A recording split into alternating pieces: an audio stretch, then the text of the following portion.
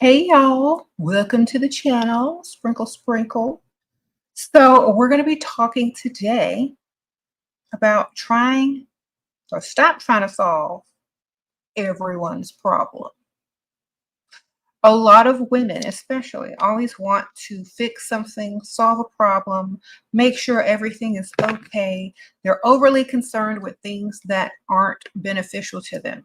So I'm here to talk to you today about not trying to solve everyone's problem. That's not your problem.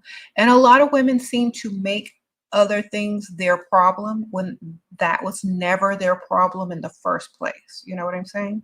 So I think women need to learn to literally set back boundaries and not overly concern themselves with everything. Just concern yourself of what is beneficial to you, and you're going to live the best life. If you have energy and time left over and someone needs your help and you're willing to help them because you're a good person, then great. But don't spend your days solving other people's problems and forgetting that you are also a person and you have a life, because a lot of women do that. And that's why a lot of women are always disappointed, because they always expect something back in return. And sometimes that was never the deal.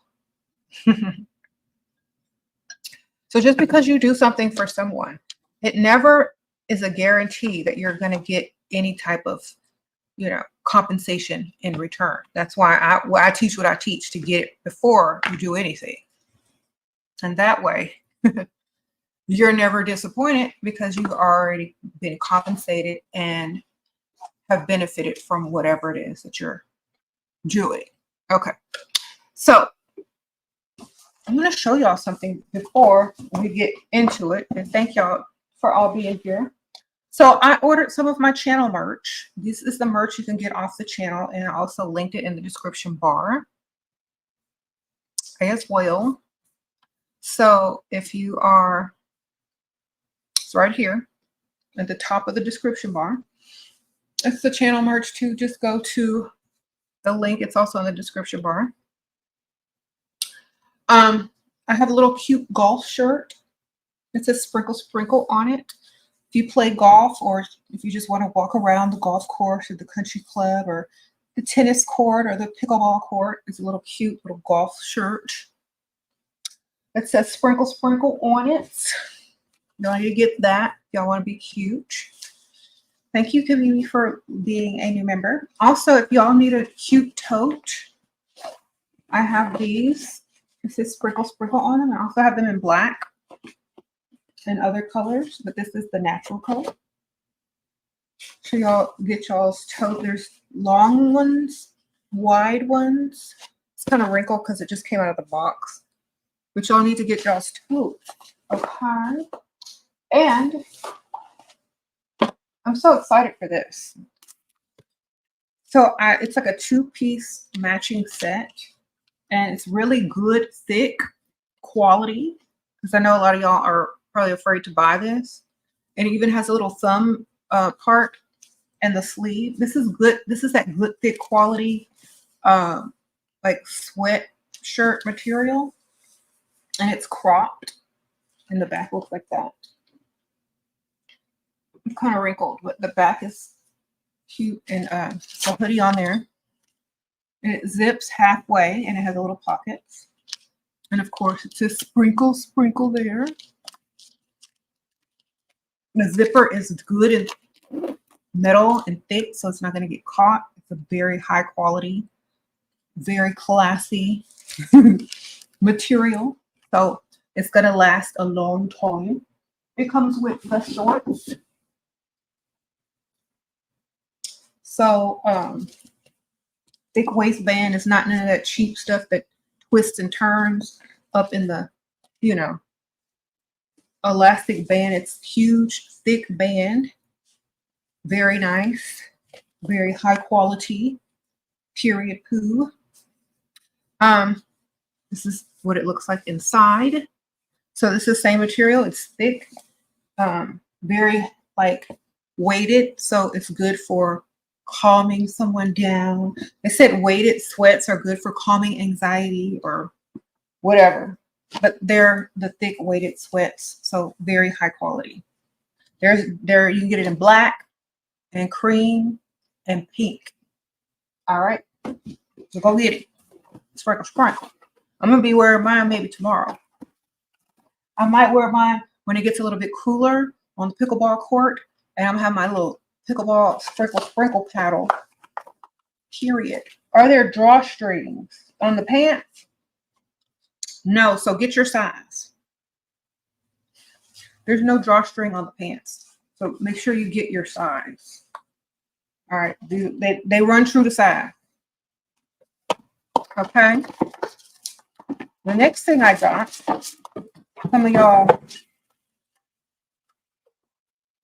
need to go ahead and get y'all this little cute stainless steel tumbler that's going to say sprinkle, sprinkle on it. You know, so if you don't want anyone to know your business, you could turn it this way and go like this. But then you could just put it in their face. This is the top. It comes with a straw.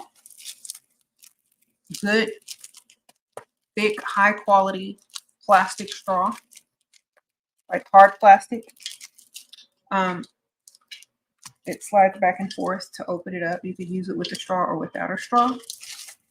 And keeps your drink cold for hours upon hours. And it's 40 ounces. So it's like the same as a Stanley.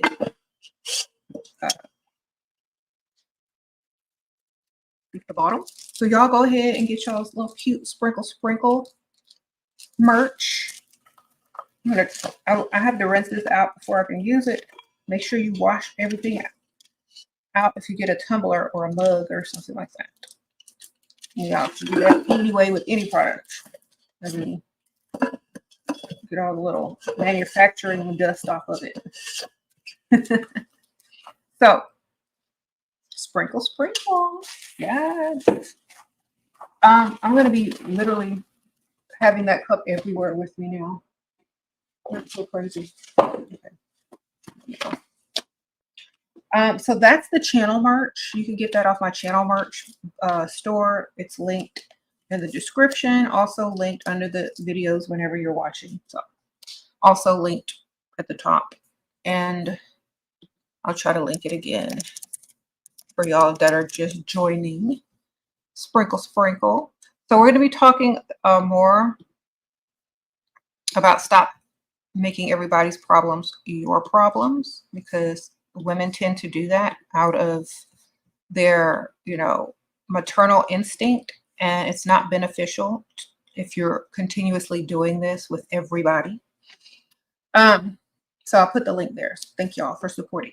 Appreciate y'all. A lot of women try to overly concern themselves, thinking it's going to make people like them or want them around more.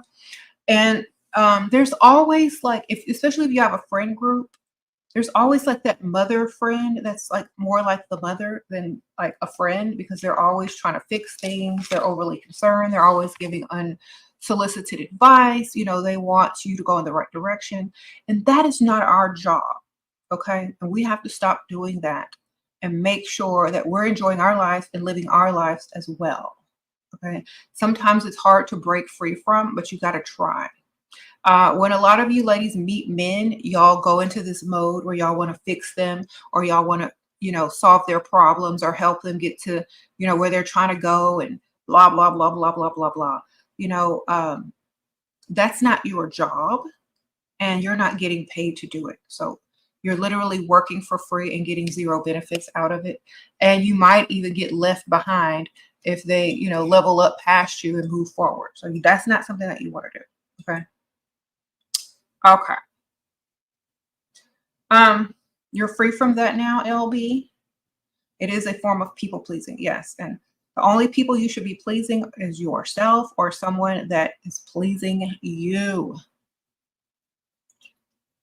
Y'all like my little fall cauldron cup? It's giving fall vibes. It's early. It's giving spooky season. I literally just got off the court, like less than an hour ago, and I literally just got off of a Zoom meeting, and I literally am just trying to get all this stuff together and go live for y'all. I had to check the mail. So I have a busy morning. I wake up at like 5:30 now. Um, do I celebrate Halloween? Yes, why not? Oh, I missed your super chat, Sarah. I'm sorry. Just lost someone you love and now you're struggling as alone again, no support system, and very attached to 3-year no relationship. Any advice? I'm sorry you lost someone. My condolences. I feel that, our life is a lot of letting go. Like, we have to learn how to let go as much as possible and to hold on to ourselves, not get too attached to things. Your loved ones, of course, you could get attached to your loved ones, but also you have to understand that you also have to be attached to yourself. Because if they're not around, if they're busy, sorry, let me close this up. If they're busy, then you're going to find yourself in a situation where you're unable to concentrate and be happy without the company of another person. So I always suggest doing more things alone, not becoming totally dependent on someone, and just taking some space. And in this time, you're probably going to go through a lot of feelings, but just try to remember the fun things and the good times. And the next time that you are with someone, to look forward to it instead of always having to be in it. Someone says you need a grief counselor.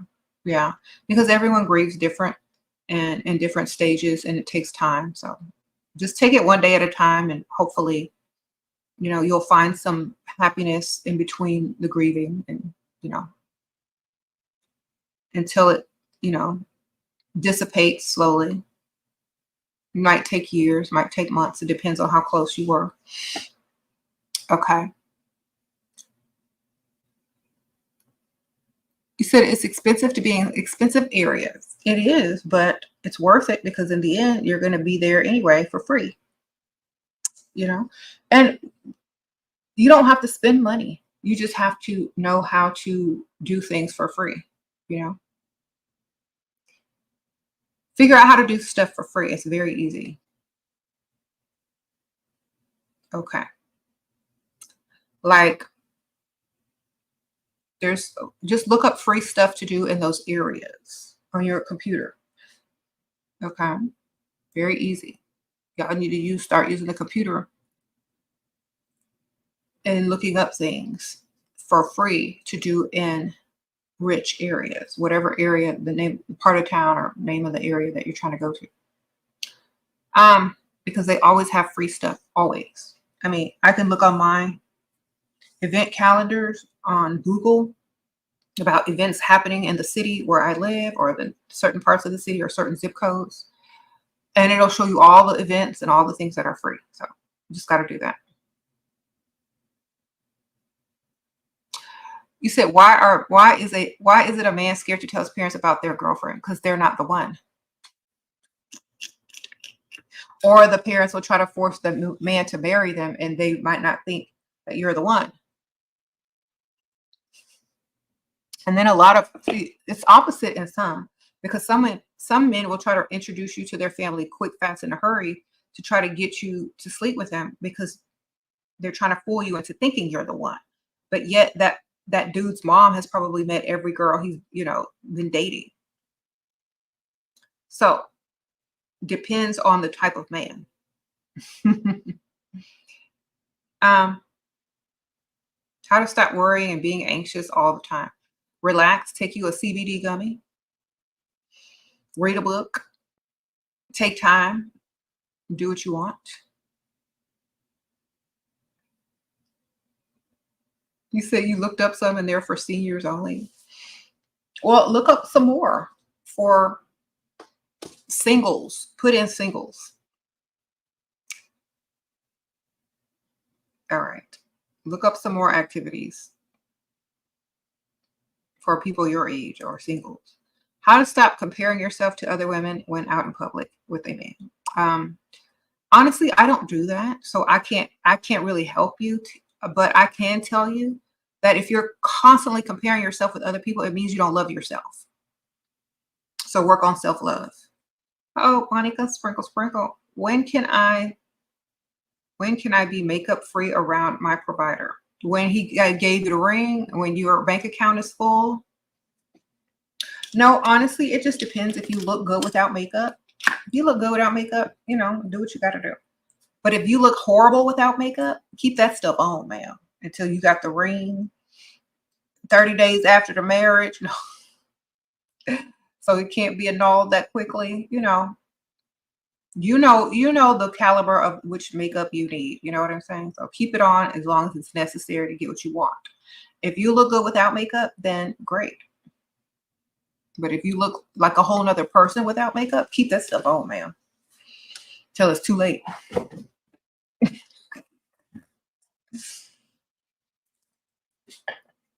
And if you look like a completely different person without it. So,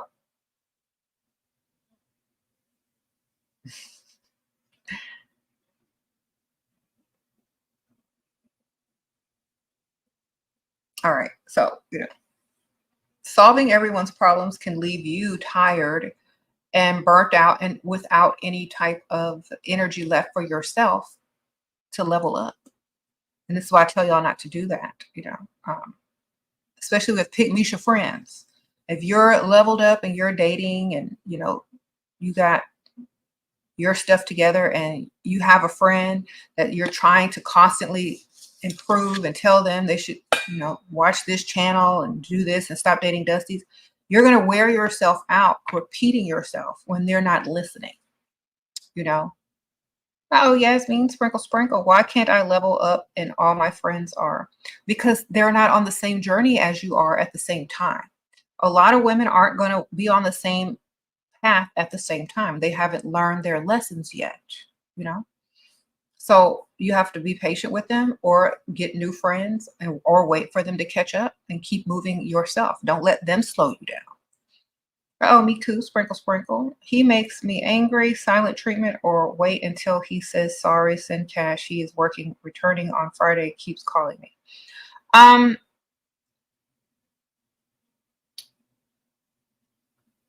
would just send him like a Cash App or something and say, I accept apologies through Cash App.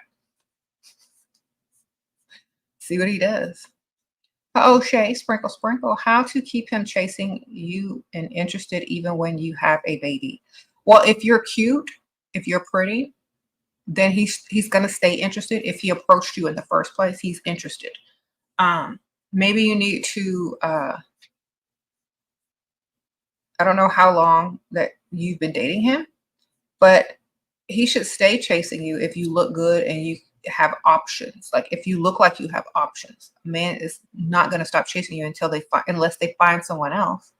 So definitely just, do your normal stuff. But a lot of guys fear that women won't have time for them if they have a baby. So you got to make sure that they feel like you have time for them. You said the Pick Misha friends suck up your energy. Girl, yeah, leave them alone, girl. Leave Pick Mishas alone. They are not figuring it out fast enough. So that's not your problem. These little curls are stuck together. I gotta break them up. That's just not your problem. Y'all know that song? That's just not my problem. It's not. So don't make it your problem. Those girls, they have to learn the hard way. And like I said, best way to learn is by example. So you just keep living your life and don't let them slow you down. Oh, Kimmy, sprinkle, sprinkle. What should I tell my provider that always asks to see me without makeup when we're on FaceTime? It's annoying. I'm tired of telling him I won't. Girl, get the no makeup filter. Or just do a no makeup look. Duh. Girl, get you some like makeup that looks like your skin and just do a little highlighter. Do like one coat of mascara and like just touch up any blemishes that you might have. put on like a little bit of powder, and then spray your face with like something like a dewy spray so it looks like skin. Then to say, oh, I don't have any makeup on. Oh, goddess energy, sprinkle, sprinkle. Besides finding a provider, what other ways can I level up financially? By starting your own business, by using social media to get money. There are endless and countless ways people can make money online now, so figure that out. You got to do your own research. You have to be motivated. You have to be a self-starter. You have to want it, because a lot of people don't realize that the internet is literally to make money. It's also for information, but now it's a huge source of income, and anybody can become rich on it. So you need to figure out how you're going to do that. Oh, Tinky Winky, Sprinkle, Sprinkle. You just have 2-3 friends that you can tell everything about and invite out. Should I socialize more, or is it enough? Girl, that's more than enough. I don't even have one. Sprinkle, sprinkle. Oh, Abundant Baddie, how are you? Trust you're going on a week vacay to Turks and Caicos next week. Paid vacay to LA, with no money to cover work. People treat you like a priority when you act like it. Thank you, Abundant Baddie. I know that's right. Sprinkle, sprinkle. Thank you, Keena. Is it wrong to cheat on your man if he provides? Is it wrong for a man to cheat on you if you're faithful? Sprinkle, sprinkle. You answer that question, man. It's wrong if you think it's wrong. Everyone has their own morals and values. So if you think it's wrong and you don't agree, then don't do it. If you don't think it's wrong because you know a man will cheat in a heartbeat and you don't really care, then it's not wrong to you. Everybody has their own morals and values. So whichever one yours is, that's what you go by. Uh-oh, Brandy, sprinkle, sprinkle. Is it trashy to outright say you want a provider when a man asks what you're looking for, or should you just insinuate that? I would never tell them straight up, especially if you think that they're gonna like not respond well to it. So I would say, oh, I'll know when I see it, or I'll know when, like, I don't really answer what I'm looking for because I don't know exactly what I should be looking for. I do know that I like a man who's very generous, who's a provider, traditional provider type man. It's literally going to weed out anybody who's not a provider quick, probably on the first conversation. So if you're trying to weed through a lot of men, if you tell them that you want a provider, they're either going to be like, okay, or I'm out. So it's a quick way to get rid of them if they're not willing to provide. But it's also letting them know that you have high standards. It's like, I'm looking for a traditional old-fashioned man that's, definitely a provider type. That's all you got to say.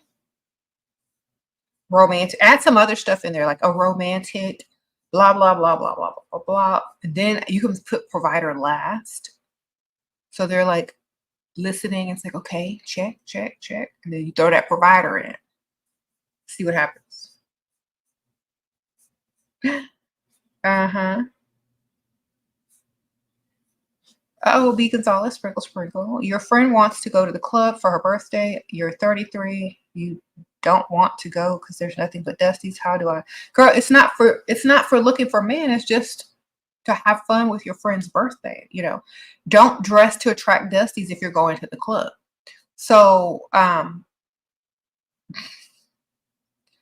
perhaps you just go to have fun with your friend and don't go there to meet men. And if she wants to go to the club and dance, let her go to the club and dance. If Dusty's approach, just tell them you're pregnant. They'll leave quick, fast, and in a hurry. If you're drinking, you can't tell them you're pregnant. Just tell them you're married. Okay? Or you got 5 kids, something. Sprinkle, sprinkle. They'll be gone. Oh, Sarah. Sure, you look absolutely stunning. I was in a rich area gym taking your advice. Oh, I'm so glad, Sarah. Sprinkle, sprinkle.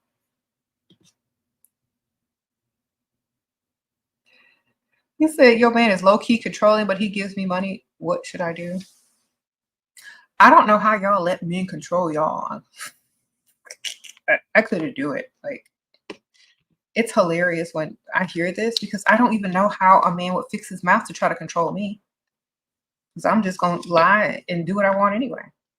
Like, try to control versus control is two totally different things. The man can say something, but you don't have to react to it. You know what I'm saying? Okay.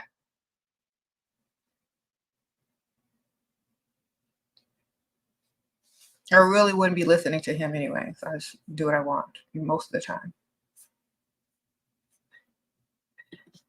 Anyway, y'all got to do better. You say he want to sleep with you. What do? Fake Aunt Ethel. You're getting ready to have a fake death in the family. So agree to, okay, well, there's a nice hotel, then like 2 days before, guess what's going to happen? You're going to have a fake death in your family. You're not going to be able to make it. And then you're going to be mourning, fake mourning for a couple of weeks. And you're going to need him to support you because you can't go to work for a couple of days if you work. You're going to need some money to go fly to the fake funeral. So he's going to have to give you some money. You're going to promise him when you get back, y'all are going to, resume where you left off. So you got a good month, okay? You got a good month to avoid. You said Aunt Ethel has died so many times. I know, right? She's made us a lot of money, haven't she? All right. Aunt Ethel been making us money for years. Aunt Ethel is our fake aunt that we use in scenarios to get money and to avoid sex. When she takes a turn for the worst.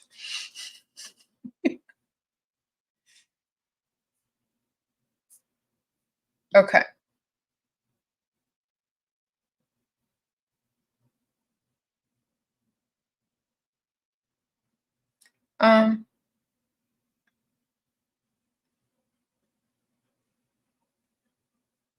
You said your friend got distant after you had a baby. Her husband wanted a baby, but she has health issues. We are neighbors. How to handle? That's just not your problem.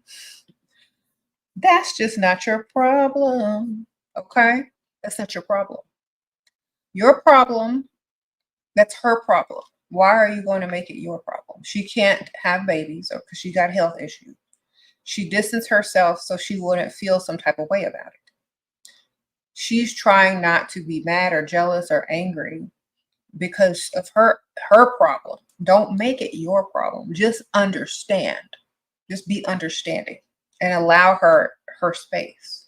You know what I'm saying? Whenever someone needs space, you shouldn't force yourself back into their lives. That's another thing as well. So I would definitely say let her be. And she wants to come back her own time. Let her come back on her own time. Okay. Your boyfriend wants you to cook every day because he paid for everything. Well, a lot of people want stuff and don't ever get it. This is not your problem. How to be a better sociopath than him? Be smarter than him. Sprinkle, sprinkle. So, yeah, just because he wants you to do something don't mean you're going to do it. Oh, Kina, sprinkle, sprinkle.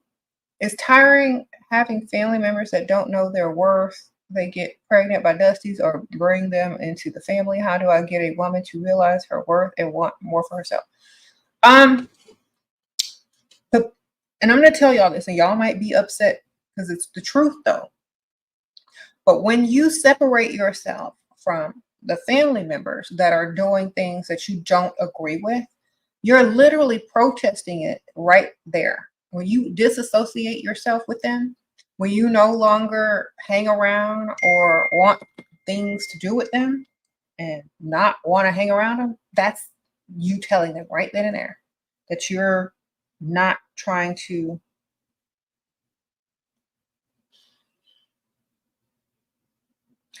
uh, be in that lifestyle with them. You don't want to be associated with it. You don't want to be a part of it. You don't even want to be near it. You don't want to be in pictures of it. All that, you need to distance yourself. And what people are going to say is, oh my gosh, she's so bougie. She's so stuck up. She thinks she's better than us. And that's the only way they're ever going to see themselves. That's less than, or not even less than, but doing the wrong thing. Or they're going to see your life versus their life, and they're going to see where they messed up. And perhaps the children or the younger girls in the family will start to pay attention and see and wonder why, such and such don't hang around no more. Or, are we, the trash of the family? Or why are they embarrassed of us? How come they don't invite us anymore? How come they won't come to our functions? So it's tough love, but it's also separating yourself from the type of lifestyle you don't want you growing up with, or you don't want to promote. You know what I'm saying? You don't want to show up to their functions and say, hey, I'm here and I'm okay with all your dustiness. You want to avoid it because you don't agree with it. But if it's like if it's like your daughter or something like that, and you have to be a part of their lives, just separate her from the situation when y'all see each other. Like, invite her to lunch or invite her over to your house alone or only with certain people. Be very picky about it, and they'll start to see why.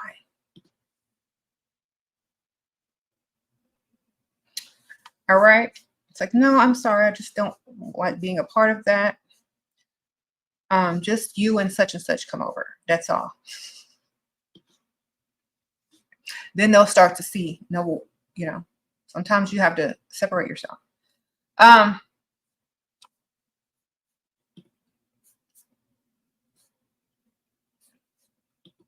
Also, thank you for Miranda for being a new member. Thank you, girl. The girl who's asking about cooking every day, I'm gonna talk to you for a second. That is a full-time job, ma'am. Just because he pays for everything doesn't mean he's paying your salary to also cook. Okay? If you are, unless you're a chef, you don't need to be cooking every day. That's a lot of stress and pressure on someone to have to cook every single day. Girl, how many times you got to go to the grocery store? How many times do you have to order groceries? How many pots and pans do you got to wash? Your house smell like food every day. Y'all can't go out to eat. Why can't he pay for that? Y'all can't order DoorDash or Grubhub or Instacart or something?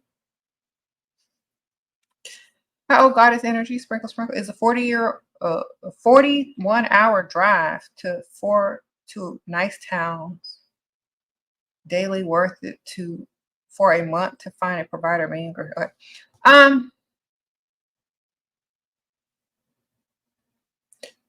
I mean, that's the only way you're going to find somebody that's going to be able to be a provider if you don't live around providers, So I would think about moving, find a way to move.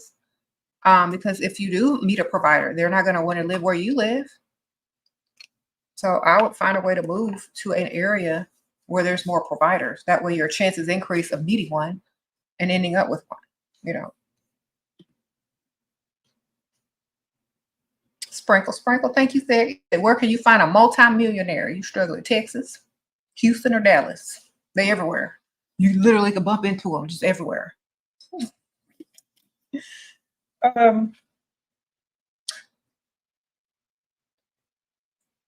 Texas. That's why everybody coming to Texas. Elon Musk coming to Texas. SpaceX, Tesla, Google. Everybody's coming to Texas. Why? Because that's where all the millionaires are now. The land, the space. You could like really do a lot. Like really live in a nice place. So You say you don't live in America. Well, girl, I don't know where the rich man at where you live. Oh, you say go to events where millionaires go? Yeah, go to fundraisers, galas, go to what you call it? Conferences, like medical conferences for surgeons and doctors. They're always in these nice hotels um, or convention centers. Go to those. They sell tickets to them. Just walk around and look cute. I was invited to one, but I never went because I was busy. But I'm going to something tomorrow that's kind of bougie, but I think it's going to be mostly women. That's good because if you meet women, they'll you have friends, bougie friends to hang out with, or people to introduce you to other people. So that's going to be fun anyway. Remember, it doesn't always have to be about men. You can also go to places where there's lots of women because they'll befriend you, invite you to more things that may be mixed, like with all types of people. So don't knock those types of events.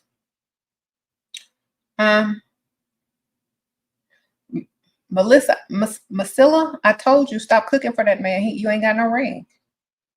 Unless he's paying you to cook, stop cooking, man.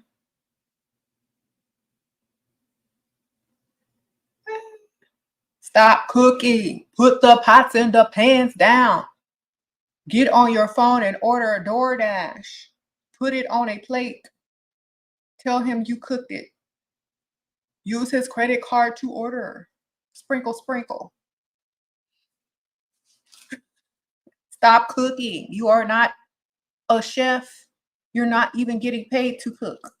That's not even your husband. That's some dude that's getting over on you by making you cook for free. You ain't got no ring. You have no friends, or you go out with how to meet more women who have high standards to maybe wealthy area. Yeah, girl, you gotta. Where do wealthy women hang out during the day? They go to the gym. They have like a club to go to, some type of sports club or country club. They go get their hair done in luxurious salons, nails salons in the rich areas. They go shopping. They're at the grocery store sometimes. The skincare place, where the med spa, lunch, salad places, they got to watch their weight.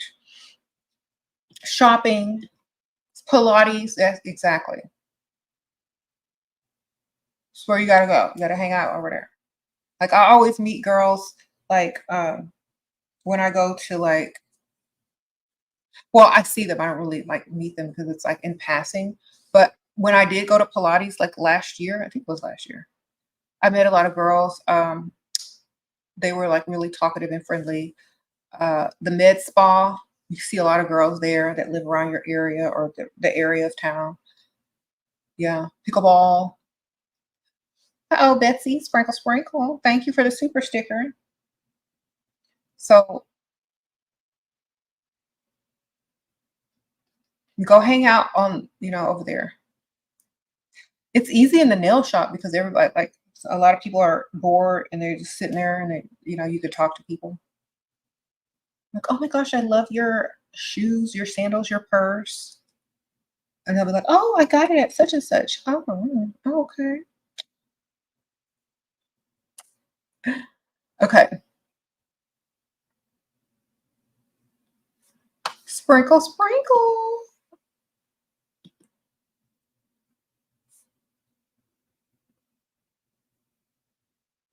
Okay.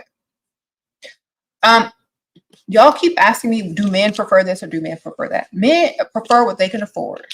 Men prefer whatever their taste is. Men prefer whatever sparks or piques their interest. Okay.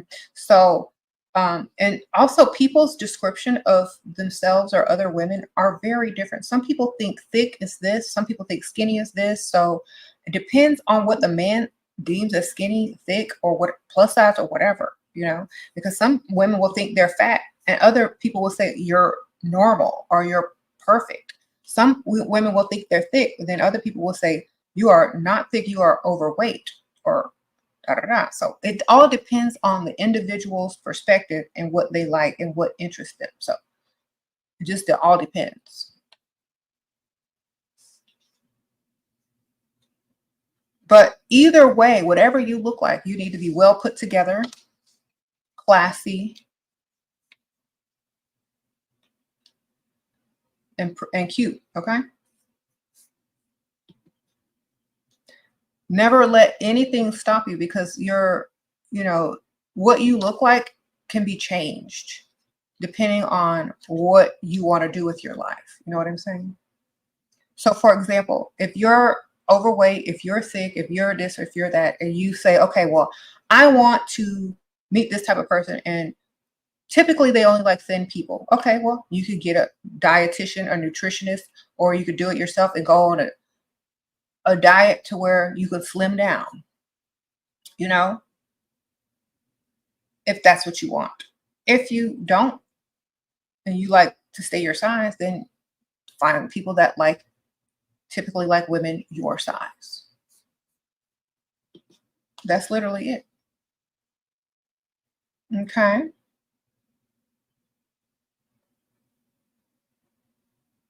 Sprinkle, sprinkle.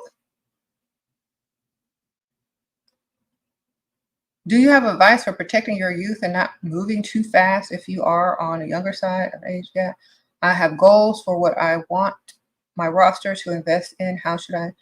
Okay, you need to get you a sprinkle, sprinkle planner for my new merch. It's going to say new merch in the description bar. And you need to plan out your goals and what you're going to do. And you don't let anyone deter you from them. Okay, you make time for yourself. You make time for whoever else. But you don't let them interfere unless they're benefiting this. So these are your goals, and this is your time with this person. If they're not benefiting this, then they don't, then they get their little time slot, and that's literally it. So stay focused on what you're trying to do. And if they want to invest or benefit whatever you're trying to do, great. They get more time. If not, keep it separate, because you don't want to look back on your life and say, oh, I wish I would have taken more time to do A, B, C, and D while I was young. Okay.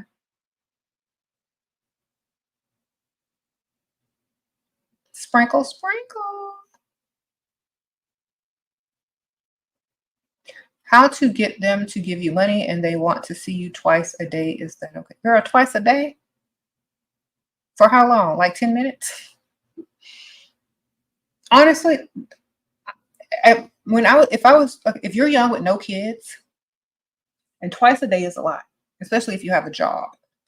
As long as he's paying for your lifestyle and you don't have to be somewhere, twice a day isn't that bad, but it can't be every day. Maybe 3 times a week, twice a day, maybe. I don't know what twice a day what y'all gonna be doing during that time, but that's a little bit too much. And most people aren't gonna do that unless they're desperate. So my answer is, you make your own schedule, man, and make sure that it's beneficial to you more than it is to him. Sprinkle, sprinkle.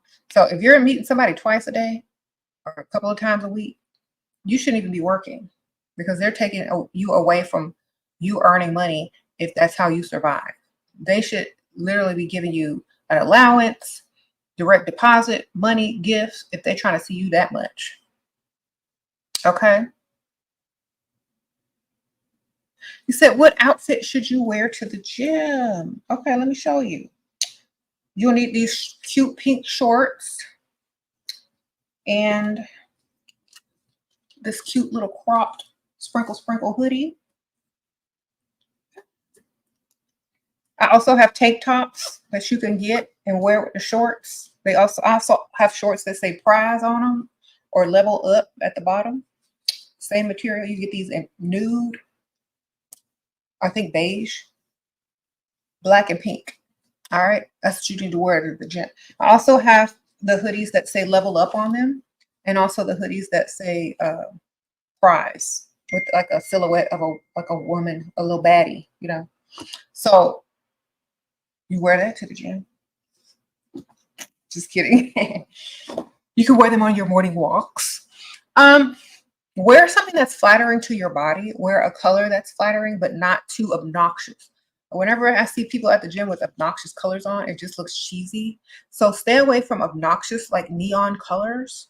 Stay away from like them booty shorts with the little ruching down the booty part to make your cheeks look like two planets. Stay away from those. Try to get some more classier gym clothes and more neutral colors or like feminine colors. Okay, because like some of them gym clothes that I've seen is terrible. Okay.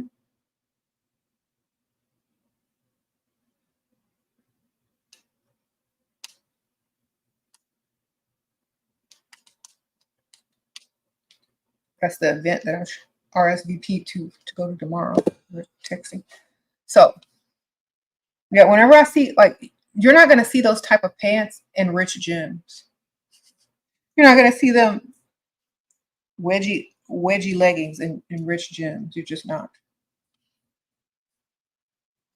Okay. That's how you know you're in the wrong gym. If you see them, you got to go. Okay. Uh-oh, Autumn, sprinkle, sprinkle. When freestyling out in public or on apps, how do you tell quickly if a man has money so you don't waste your time?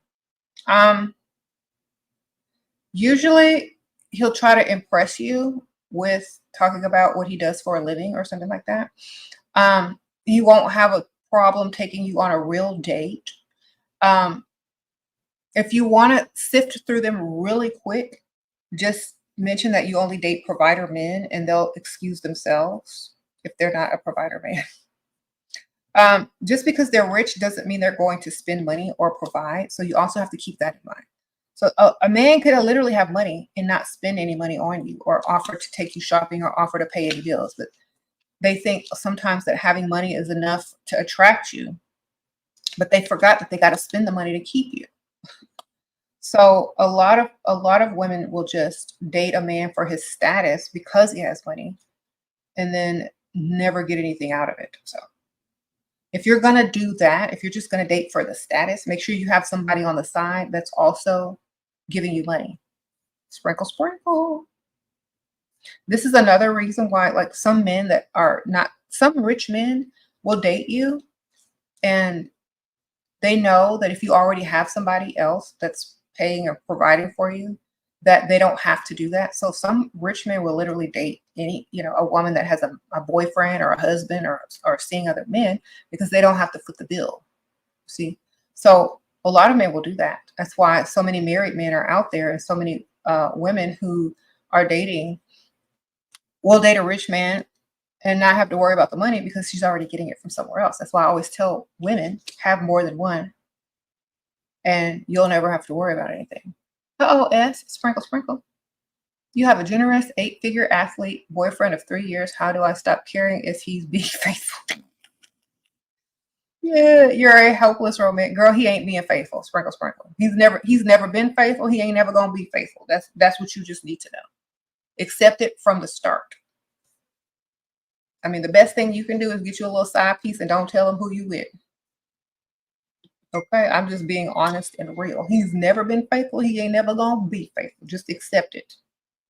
I mean, you can lie to yourself, or you can spend his money and try to forget about it.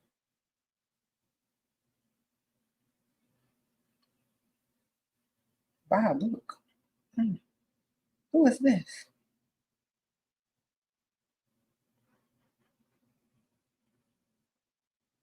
Hmm. Oh, the lady that's throwing the event wants to buy one of my books. Okay, sure. Do I have an extra one?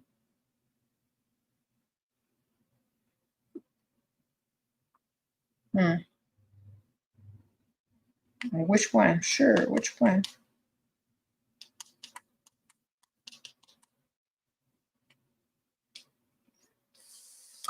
All right.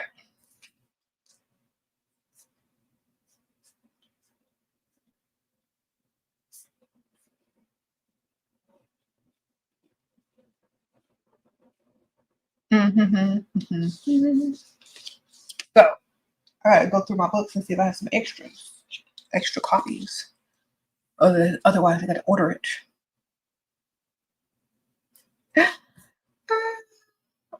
How do you get past being how unattractive someone is if they're a provider? Okay.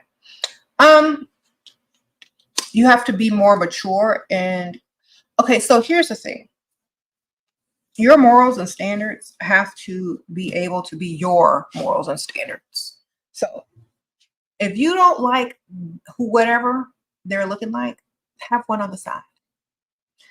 Understand this one is for money, this one is not. Okay. If you are trying to get married, then that might be a little bit harder. So definitely understand why you're marrying. Back in the old days, people, especially women, they could not inherit property. So they had to marry. And a lot of women married for title, status, and men married to inherit property. Now it's like different. Women are marrying for the lifestyle and to gain property. Okay. So think about it from 10 to 20 years from now. That man ain't going to look the same. He's not going to be quote unquote as attractive as he is when you meet him, but his money can grow. Okay. So I would say, how attractive is his bank account? If you're not attracted, then, wait till you're mature enough on a level that you're mature enough to only go for lifestyle. Then try to date someone that you're not attracted to for lifestyle. You're not there yet. You're just not there yet. So wait. You're not there. Just try to date men that have money that maybe you're semi-attracted to and ease into dating someone less attractive. So you go for someone cute that has money, then someone semi-cute that has money, that someone's blah and average who has money, and then go for someone who's slightly unattractive that has money. Ease into it, man. Because eventually everybody gonna be looking like who did it and why when they get old, and their money's still gonna be good. Okay. You ever seen an old couple you think they're still attracted to each other? They don't even look the same as they look when they first met. Okay. Just think about it.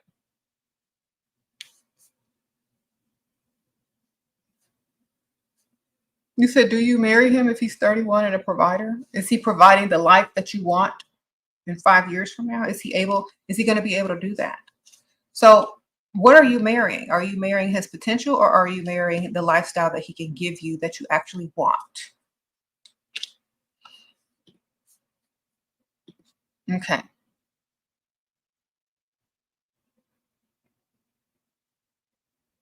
You said how to present yourself to attract a provider. Very classy, very mindful, and very demure.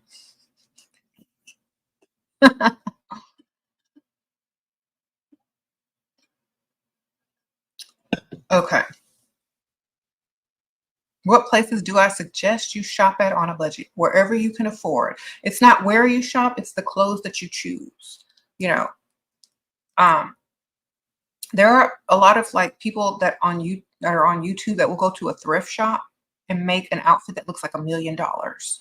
So it's not where you shop, it's how much you spend, it's what you choose and how you wear the clothes.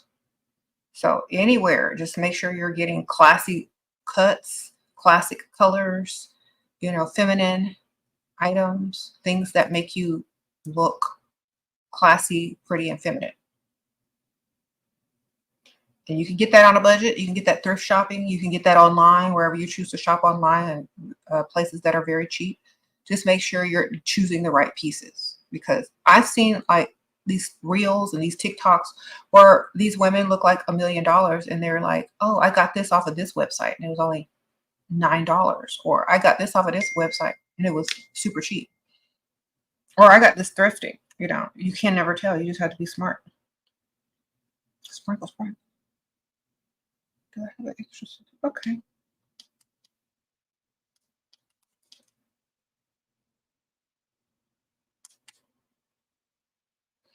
She wants a copy of my Sprinkle Sprinkle book. See if I have an extra. An extra. Mhm. Okay.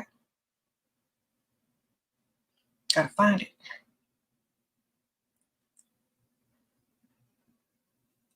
It said wear colors that complement your skin tone. Yes. The best way to do this is to try on every color. Like if you have a t-shirt or it's just a top in every color and take a picture. Okay. You're going to see how the color affects your skin tone. And you're going to know which one makes you look the best. So when I wear green, it kind of makes my skin look a little bit dull. So I tend not to wear a lot of green unless it's like a jewel tone green. Um, I know when I wear peach, light blue, pinks, that those flatter my skin tone. Even, so just take pictures and like colors of different tops and you'll know what flatters you. Uh-oh, Milagro, thank you. Sprinkle, sprinkle. Should you ever offer to go 50-50 on a date? If you're a woman, no. Never. Never, ever, ever. Okay.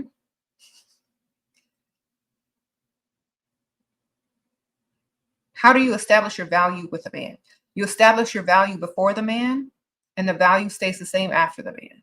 The man only is going to be beneficial to you or non-beneficial to you. Your value remains the same. If he can't see the value in you, he's not the one. Okay.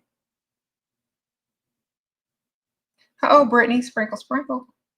Hey, Shira. Okay, your baby daddy wants you to move in. He provides, makes a lot of money and spoils, but had a baby in our RS. Should I level up or thug it out until next guy? Had a baby in our RS. What's RS? Our relationship. Oh, okay. He had another baby girl. Honestly, there's nothing you can do about that, but just continuously collect his money. Um, for me, are you with him because of him or because of his money? I mean, you can be mad that he had a baby outside the relationship, but were you there for his fidelity or were you there for his money? So that's the only reason you should stay. Is why you got into the relationship. If you got in the relationship for money, then stay for the money. If you got in the relationship for fidelity, love, and honesty, then you're not going to be happy in it. You know what I'm saying? So, for example, if you only got in the relationship strictly for money, then why leave?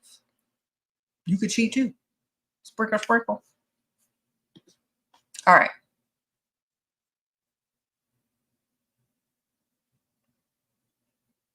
Literal. Like, y'all have to realize why you get into the relationships is the reason why you leave or why you stay.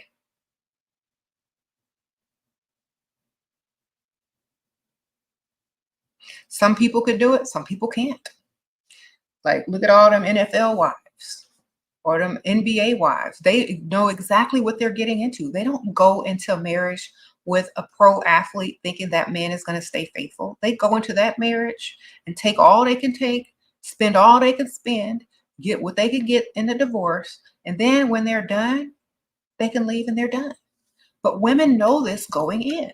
It's not a mystery. So if you know that your man's a cheater, and you're only there for the money, then keep that as your focus. Okay. So a lot of women don't realize this. If you're in it for love, romance, and stuff like that, that's why you need a side dude. That's why you need a friend.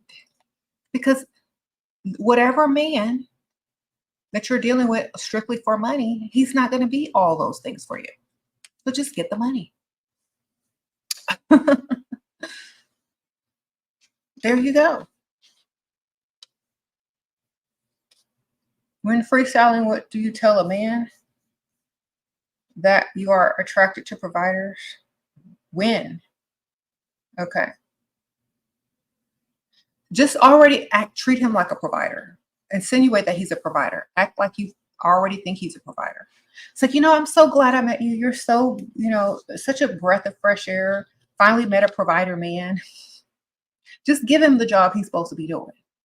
Give him the title he's supposed to be taking. What he gonna do? Say, oh, excuse me, no, I'm not a provider. Excuse me, I gotta go. What's he gonna do? He's gonna act the part to impress you, right? He's like, oh yeah, well, yes, everything's on me. If you ever need something, let me know. He's either gonna take on the role or he's gonna quickly correct you so you know. So tell him what he is.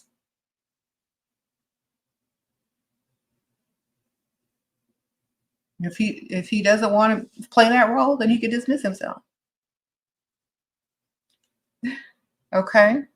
Why are y'all asking me if tattoos are ghetto? It depends on where they are, ma'am. Y'all know this. Y'all don't act like y'all come in here and ask me if tattoos are ghetto. Y'all know tattoos are ghetto depending on where they are and what they are of. Y'all know it. This is not up for debate. Y'all know tattoos are ghetto depending on where they are and what they are of. Uh-oh, boss baby, sprinkle, sprinkle. I'm trying to become wife status. How do I get these men to see you as a wifey? They can't see you as a wifey first. They got to see you as someone that they want. Okay, because men don't see women as wifey. They lust after women, and then they see them as wifey. You know what I'm saying? So you got to be. They literally have to be attracted to you and want to provide for you. So feminine, classy, not trashy. So sexy, classy, not trashy, classy. Sprinkle, sprinkle. That's when they'll see it. Okay.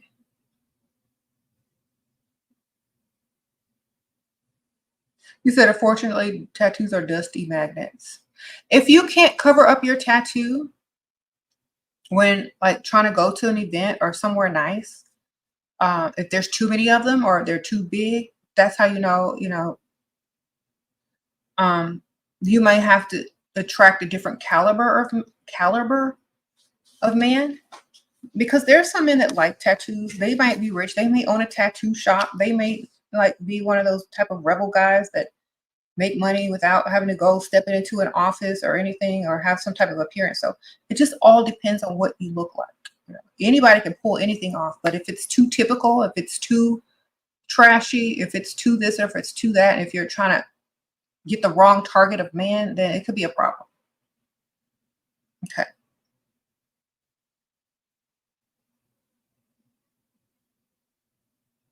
Yeah, there is makeup that covers up tattoos. So if you have a tattoo, you can cover it up. But if you have too many, I think a lot of times when people cover themselves with tattoos, other people may feel like, okay, why are you covering your body with all these tattoos? What's really going on? They might think that there's a deeper problem there. So that's why a lot of times if you're trying to get into a certain lifestyle, date a certain type of person, you need to limit what you're doing as far as getting tattoos and stuff. Maybe you can get one or two somewhere where you can literally hide them and not they're all up for show and things like that. Okay. When you already have a providing husband, why your family keep asking if you have a job? Yeah. So your job is just being cute. Sprinkle, sprinkle. Your job is being married. Okay. Oh, my job is just being cute and married. What they're really trying to ask is if you have a savings 401k, who's going to take care of you when you old? Do you have a retirement? What if your husband leaves you? Then what are you going to be left with? So maybe you should start your own business or start a savings account and some type of investments with his money. Just having a provider is not literally enough. You need to also do something with that money that's beneficial to you. So having a provider is just the bare minimum. What you do with that money that provider provides is what makes or breaks you. Sprinkle, sprinkle. Okay. I'm not getting ready to sit up here and just be provided for. I'm going to do something with the money I'm being provided with. And I'm keeping it all. Okay. Yeah. Having a provider is the bare minimum. Like, for me, because my standards are high. Mm-hmm.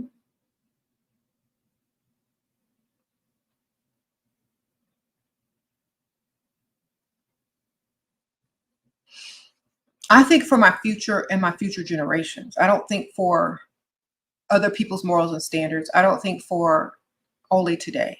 I think for future and my future generations. I think for my children's future. So when I make decisions, that's what I'm making them based on. Not how I feel, not how I temporarily feel. I make it on what is my life going to look like in 10 to 20 years from now? What's my children's life going to look like in 10 from 20 to 20 years from now? That's what I'm basing it on.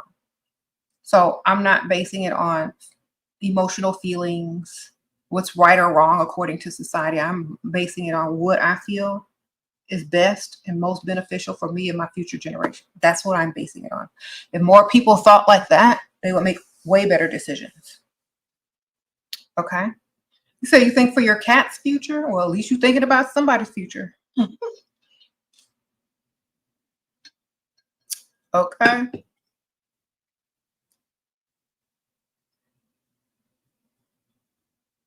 You said, why am I so sad for having high standards? Because you're used to Dusty's attention.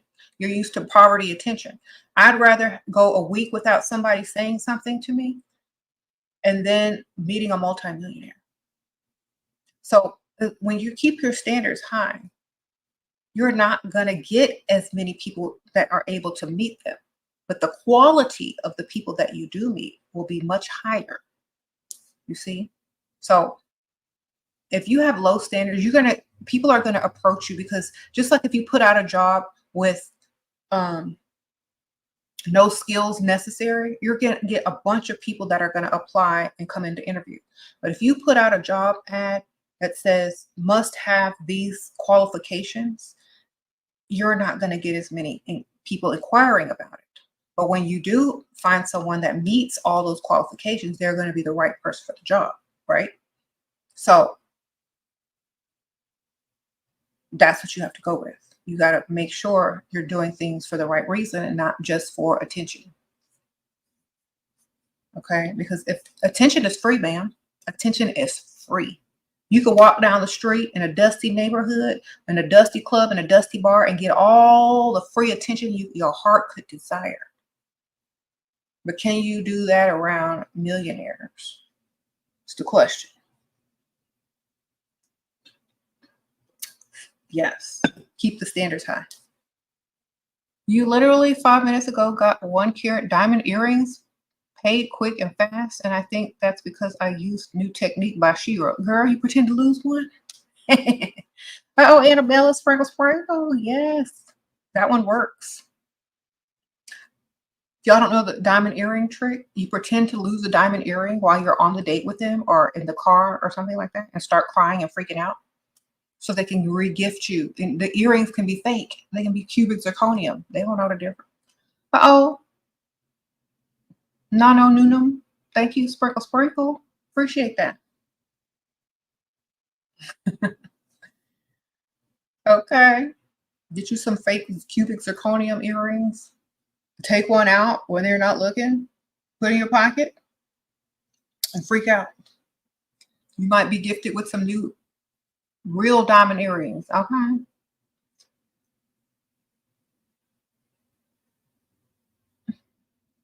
You say you know Dusties that are looking for provider women. They know the game. Well, those are Dusties. Those aren't our concern, ma'am. Pygmisha and Dusty aren't our concern. That's their own. That's their little world. None of that. None of that. Dusties are the feminine one. That's why they're taking advice from a feminine channel. Okay, Pygmishas are the masculine. That's why they're providing. So it's literally like the opposite mirror universe in Dusty and Pygmisha land. So Dusties will definitely come here to learn because they're in their feminine. And what can I do about it? Pygmisha will definitely provide because she's in her masculine. So let them do what they do.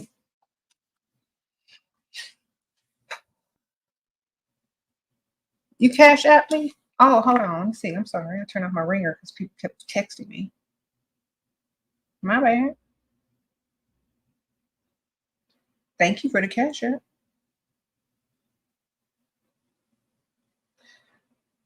Okay, Tia.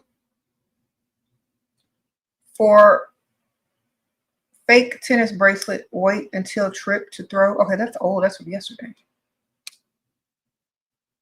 Okay, you must have not sent it through.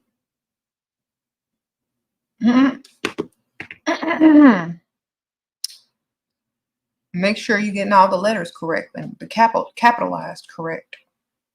Rich Arab man book a trip to Dubai. It's so easy. Okay, sprinkle, sprinkle. Do you ask for money before or after first date? Whenever you feel comfortable, whenever you feel like the man is going to give it to you. You know, if he's rich, like y'all need to go watch my old videos because I tell y'all how to get all the money. Look for the title, how to get money out of a man. You know, it's so easy. You just have to start talking about things that you want, need, you know, may need in the future prior to the date. You know, issues that may be arising that may be financially, you know, in need. So just start coming up with stuff on the phone, like mentioning it briefly and then changing the subject, going back and forth. And then by the time you get on the date, they'll be like, oh, well, how's this or how's that? Did you figure it out? Oh, no. Well, let me know. I'll help you, you know.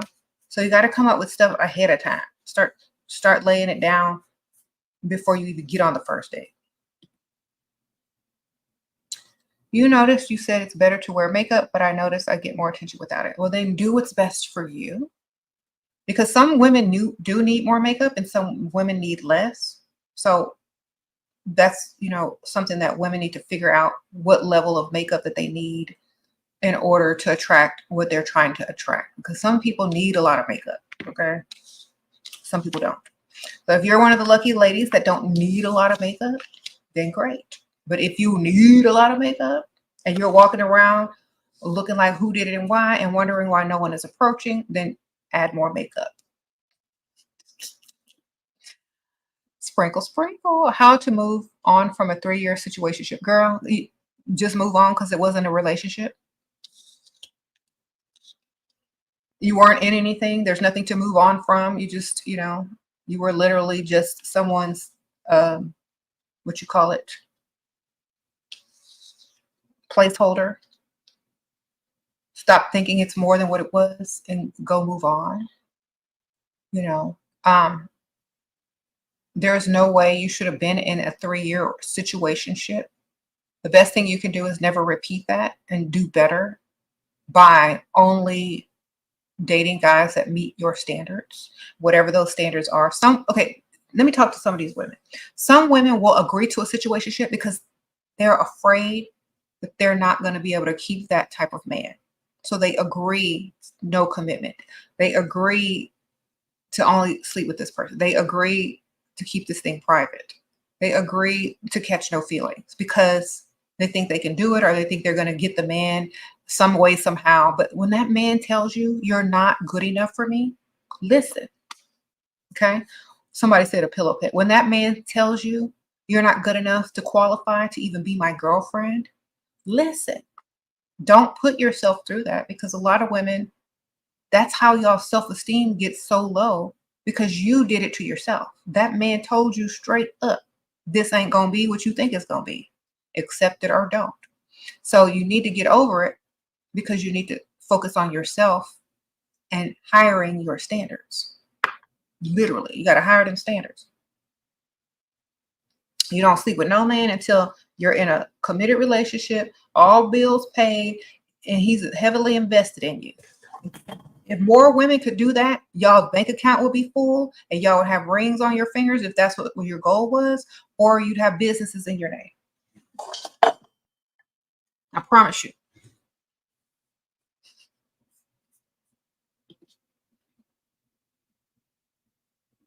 Now, that doesn't mean you can't sleep with men. It means you can't sleep with that type of man. You know, and I always tell women, if you're going to lay down with something, make sure it's rich. Stop giving yourself away to dust. If you want to lay down with something, find something rich. Find something with money. Find something that owns businesses. Find something that has investments. Lay down with that. Because if you get up pregnant, you're good. You know? Don't lay down with nothing broke. Lay down with something rich. And if you can just keep that one standard, you're going to be better off than you would have been if you laying down with Dusties. Okay. If you can't listen to anything else on this channel, listen to that one thing that I just told you. Don't lay down with anything broke. Always lay down with something rich. You can't lay down with something rich, don't lay down. Period. You should have that standard for yourself. Uh-oh, thank you, Terry. Is your name Terry? Or Teray on Cash App? Sprinkle, sprinkle. Okay. Thank you. Sprinkle, sprinkle. I appreciate you.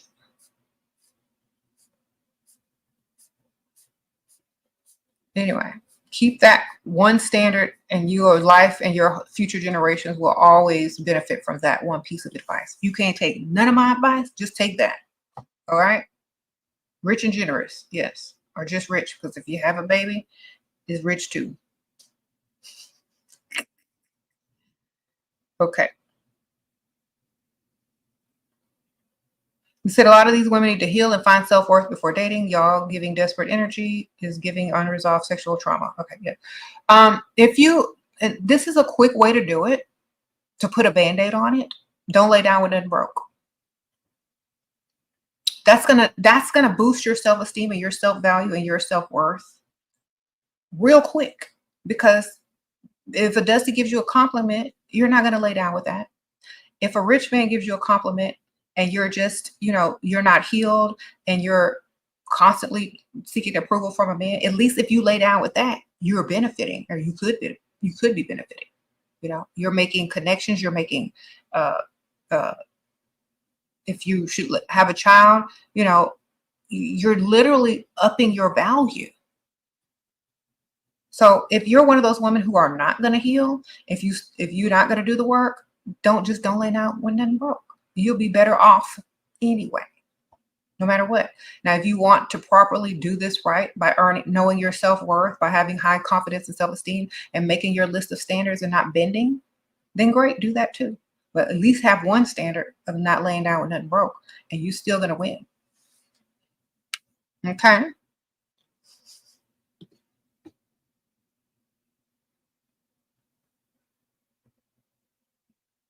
Sprinkle, sprinkle. Yeah, make the rich men invest too. Like, that's the bare minimum. Like, I'm giving y'all bare minimum. Like, you're going to lay down with something, make sure they have money. Not a little bit, but a lot of it.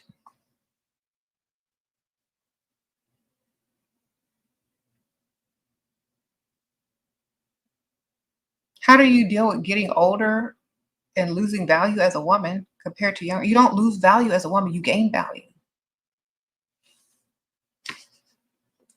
Okay. Net worth too, baby. If you're smart.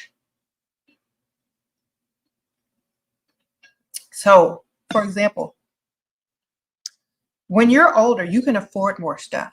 You can afford nicer clothes. You can afford nicer quality makeup. You can afford to get your hair done, nails done. You can afford to go on vacation. You can afford all these things, skincare. You're supposed to get better with age. You know what I'm saying? You're supposed to get more expensive with age. You're supposed to do like that. If you're looking at yourself as aging and not gaining value, then you're not benefiting in the lifestyle that you're living right now. That's why it's very important to understand the type of lifestyle that you're living right now is going to reflect as you get older. So if y'all are living in bad situations, if y'all are doing 50-50, if y'all are with a dusty, if y'all are not dating with high standards, and 20 years from now, it's going to show. It's literally going to show. So the best thing you could do is change your life right now so that in 20 years from now, your value is going to go up and increase versus decrease. Okay? If that's the correct way to do that.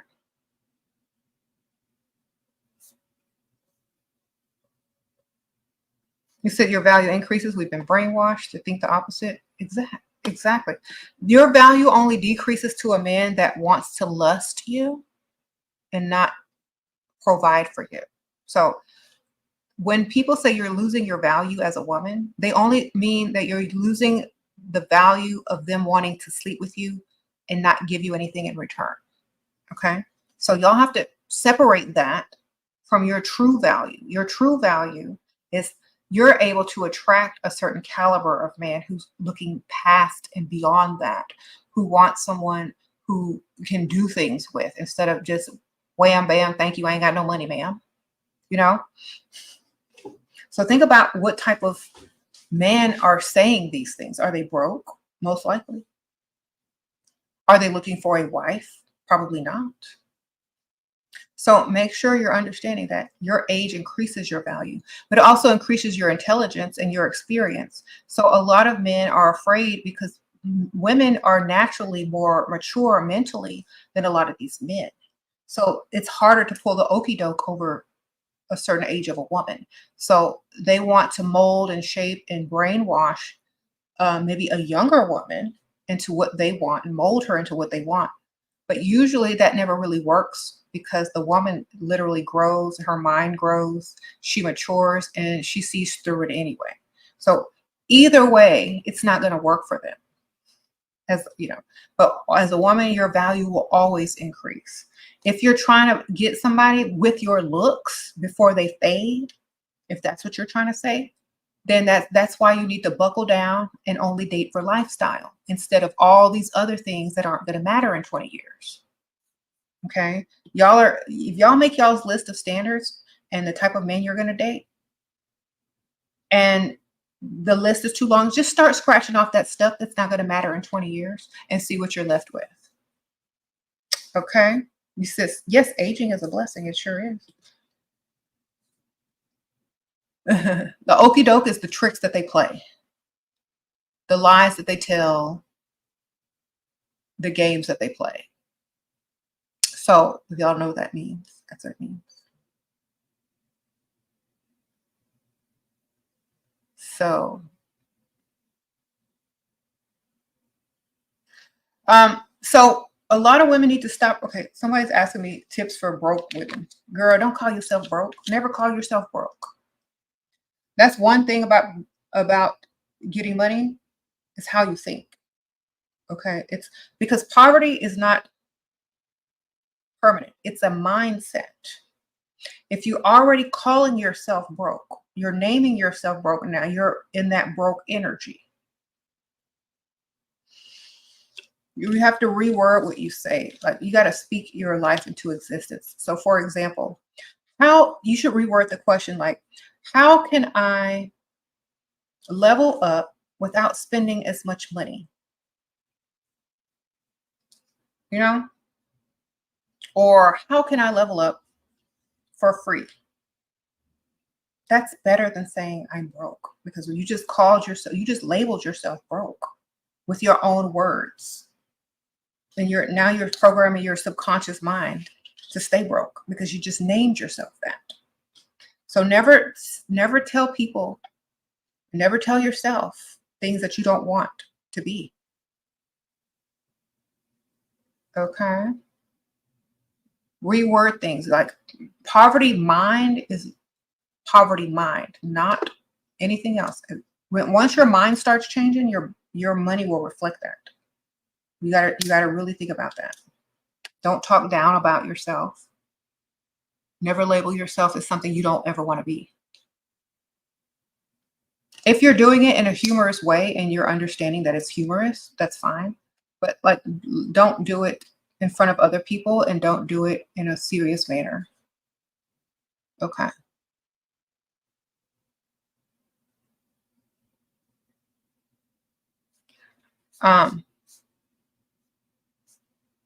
But look up ways to level up for free. That's all you got to do. Skincare, exercise, diet, drinking water, using what you already have.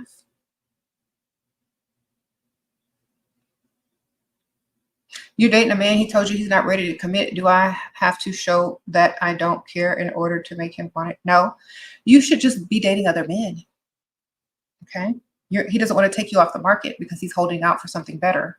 So therefore, you're wasting your time only dating him. You need to be dating other men. So instead of seeing him every day or talking to him every day, you need to limit him to like twice a week and start dating other people, because you're not the one and you're wasting your time. If you want him to commit, you need to commit to yourself by keeping your options open. A man is not going to commit to a woman when he knows that there are better options out there. And I'm not saying that you're not the option. It's just that you're sitting around making him your only option. The type of woman he wants has more options than you're giving yourself. You know what I'm saying? So think about this. The type of woman he wants has more options than you, because you're limiting your options with him. If you're the type of woman that's giving him 2 days a week and out the rest of the time with other people or dating other people, that's what's going to make him more interested in you, because you have more options than he does. That's when they're going to want you back.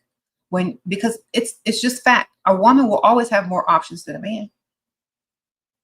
So when you're busy and he's calling you up and say, no, I'm busy, I'm busy, I'm busy, he's going to be like, okay, how's she getting all these options?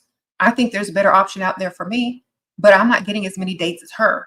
So, and you don't have to tell him you're on a date. Just say you're busy.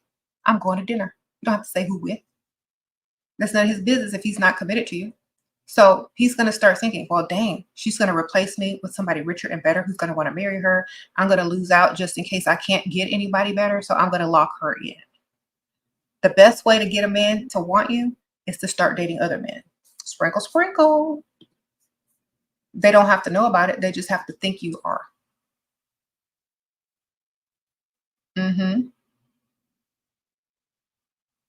You said my video yesterday was spot on. Women were attacking you because you did not accept a date to Panera. What a girl, Panera. Well, I have to take my kids there after school to eat. The heck? That's not no date place. I like Panera, but not for no date. The heck? Were y'all in high school? Sprinkle, sprinkle. Oh, no.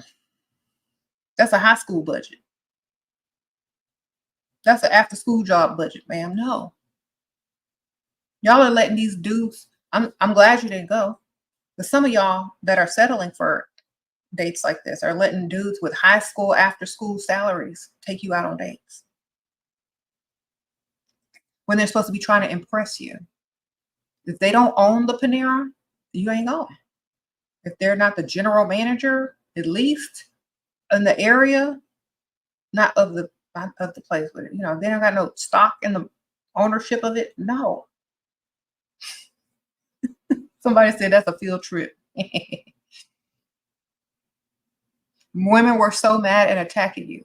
Well, tell them, have fun on your Panera dates, but I'll be somewhere else with higher standards. All you got to do is say what you say and leave it there. It's like, I'm sorry, I'm not like y'all. Y'all, Panera is good enough for y'all, but it ain't good enough for me. And y'all out there sitting there admitting it, thinking somebody gonna slide in your DMs and invite you to McDonald's.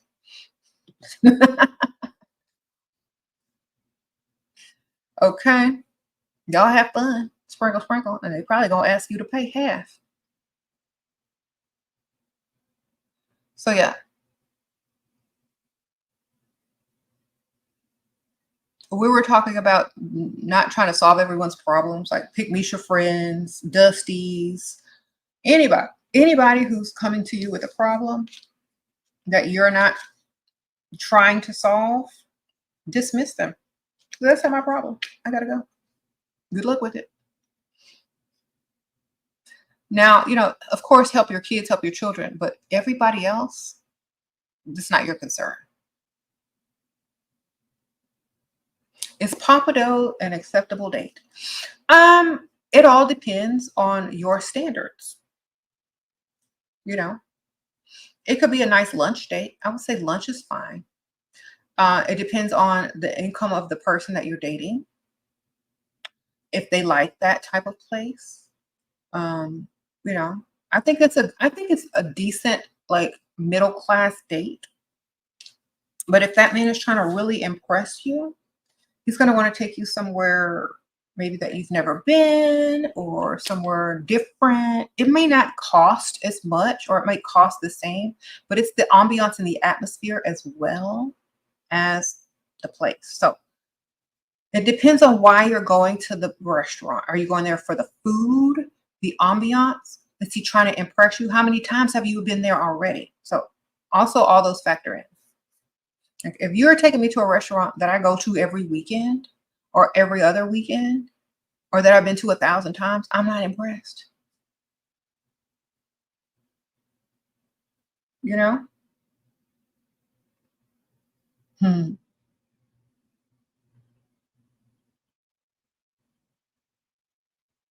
You said I met this millionaire, but he was disappointed when I told him I'm not going to sleep with him after buying me $1,000 bottle. What do I do with him? He said he wants to see me again.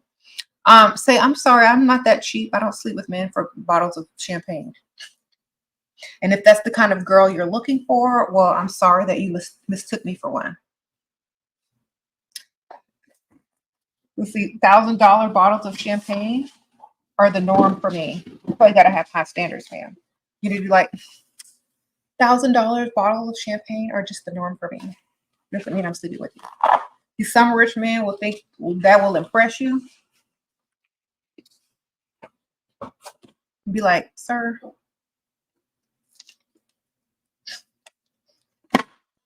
goodbye.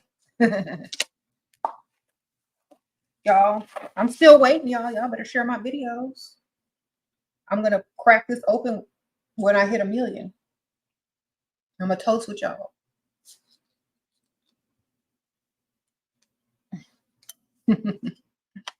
Okay. Sprinkle, sprinkle. I'm waiting on y'all.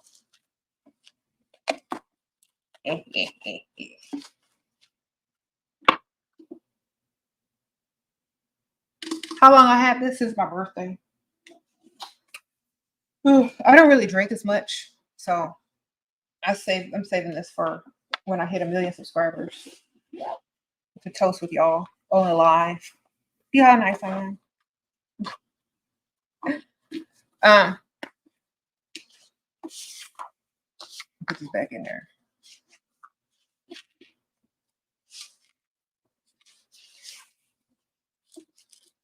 Okay. It has its own little case, bag, and everything.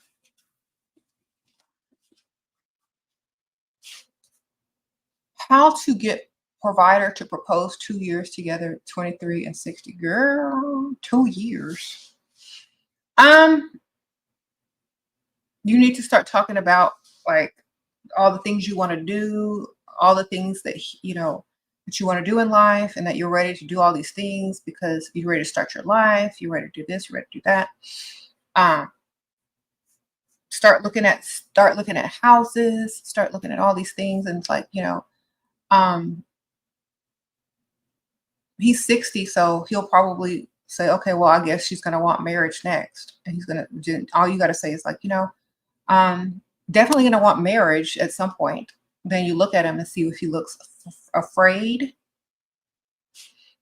or like he likes the idea. So you need to see how he feels about marriage, because he might have already been married and done. If you talk about like how old he is and that he's going to need somebody in his life as he gets older, he might start to fear, dying alone, like all these Dusties say we're going to do. So instead of having a girlfriend, he needs to secure you as a wife. It's like, I worry about you sometimes, and I just want to be there to make sure you're okay, be lying and everything. Then he'll try to put a ring on it later. You're currently oh, thank you. Make a wish going out with the hockey player on Saturday. It'll be your 4th date. How do I get him to spend? By taking him somewhere or making him take you somewhere close to the mall or to a shopping center. And then going there after dinner or before dinner. That's how you make him spend. Drag him in there. Take him shopping with you. He'll pay if he has money. Okay, met a generous provider. Okay, TL says they met a generous provider while in Greece on holiday. He wants to remain in contact, but I live in NYC. How do I make this work? Okay. Well, you're going to come up with fake problems that he can help with and send you money throughout the relationship. It's long distance because that's the only reason you want him anyways, because he's a generous provider. So keep talking to him on the phone or whatever. Get him to help you solve your financial issues that you're going to make up that you don't really have. See if he likes you that much. He may come visit you or may let you come back and visit him. But in the meantime, he needs to be helping you financially. If you're going to be giving your time and energy to him over the phone and the internet. Okay.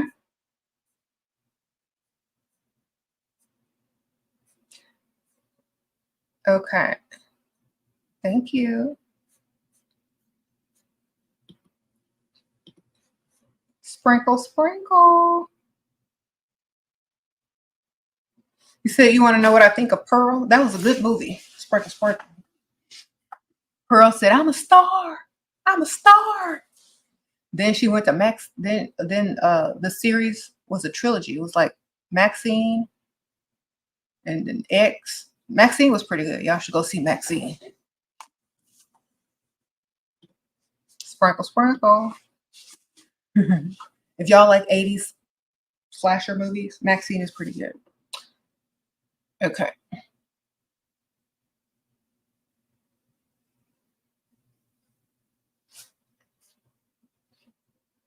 Y'all only know about Pearl on the TV. Sprinkle, sprinkle. Be a goth. Hilarious. Okay. He is a provider, but won't let me dress short or any skirts and starts an argument every time. Girl. Well, when you're out without him, wear what you want. And take it to the next level. Like start wearing granny clothes. Let me tell you how to get a man to act right. Do the opposite or go to the extreme. So if he doesn't want you wearing short skirts or anything, wear granny clothes. Literally wear granny clothes. Wear clothes that are unflattering, ugly colors, and say, well, if I can't wear what I want, I'm just going to wear what you think is nice. So get you like a long black dress that doesn't have a shape at all, that goes all the way down to your ankles, right?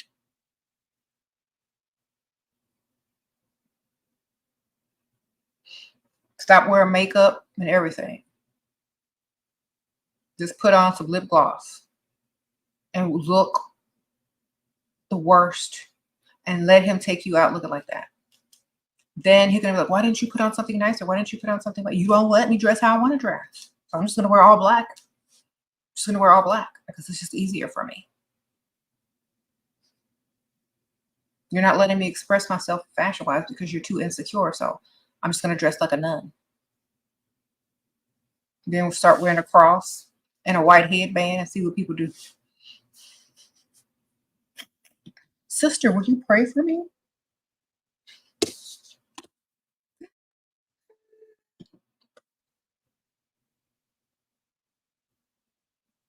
You got to go to the extreme if you want to teach these men a lesson. You can't control what I wear. It's this or the nun. It's let me wear what I want or I'm going to be dressing like a nun. How do you get younger guy to marry me as a favor? He broke, but I need green card. He likes me a lot. Okay, just you got to pay him or you got to tell him that he's going to benefit from it. So either you got to pay him or you got to tell him that he's going to benefit from it in whatever way you let him benefit from it, man. You go there crying. Go to him crying and see. Make him sign the paperwork. Have the paperwork right there in your hand when you're crying, okay? You're okay.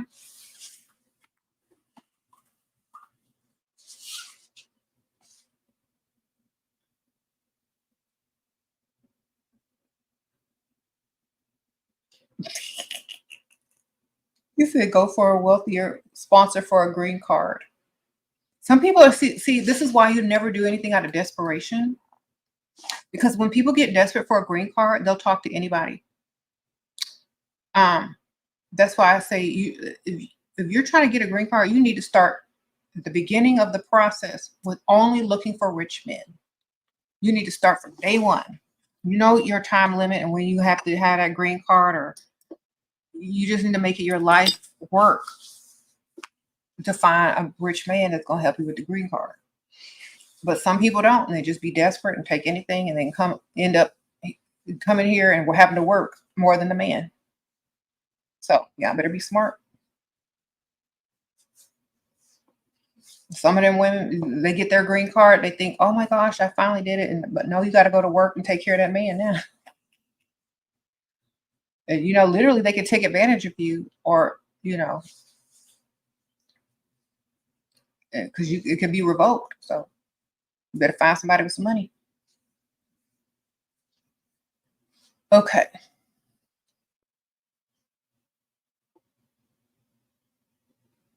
Girl, what do you think of Latino man, Costa Rican man? Are they rich? They got some money. They can be one on the roster, but they're not. I'm not doing no commitments. My go-to perfume is Alt Bold Love right now. I've been wearing this. It's in a description bar with a little coupon code. It is the dupe for Don't Be Shy by Kilian. That's like a $295 perfume. So it smells very expensive. It's in the comment. I mean, it's in the description bar. Y'all are curious. Yeah,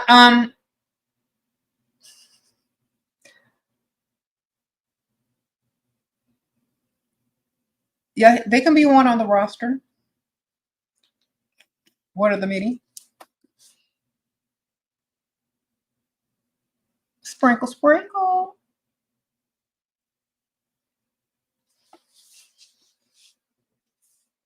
But it's never going to be anything serious. You know?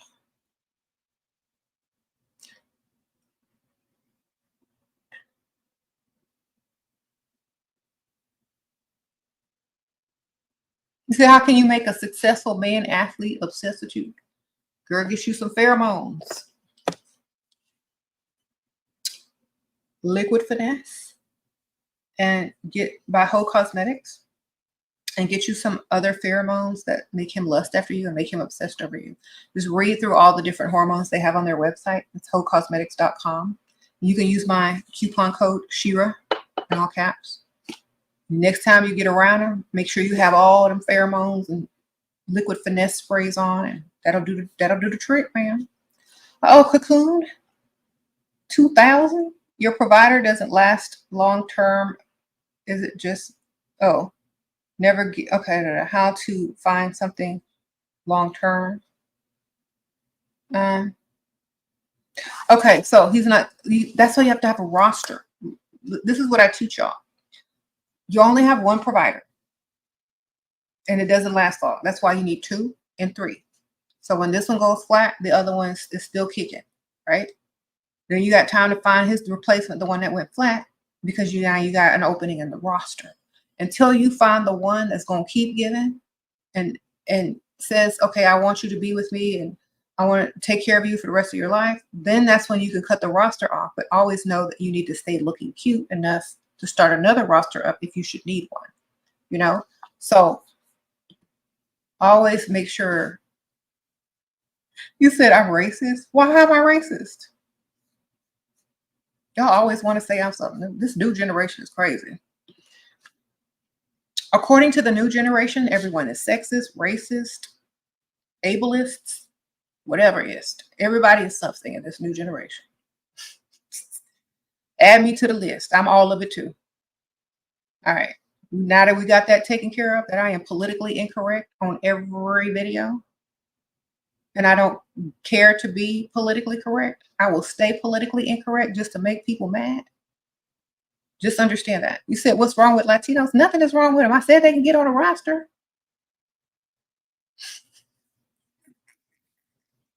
Dang, what you want me to do?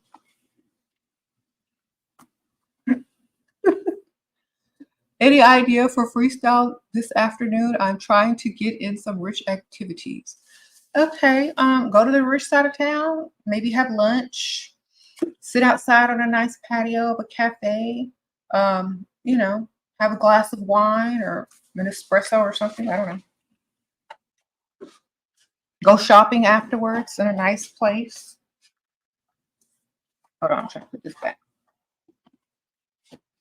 Y'all are too sensitive for me. Like, that's why I don't have friends, because everybody's too sensitive. You said, why can't he be a husband? Because I'm already married.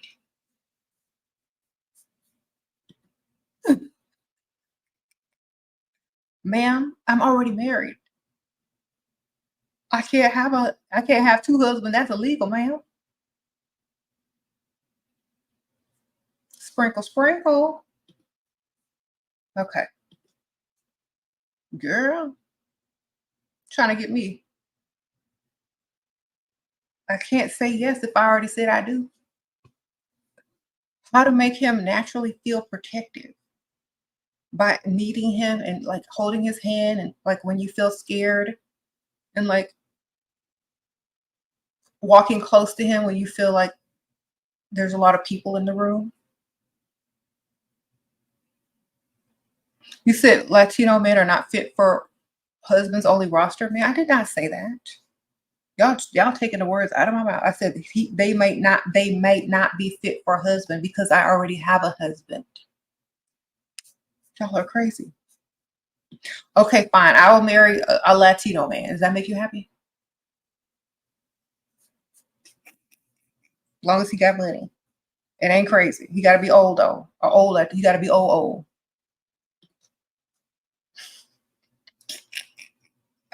Old. All right. Sprinkle, sprinkle. Is that better? He got to be somebody's abuelo.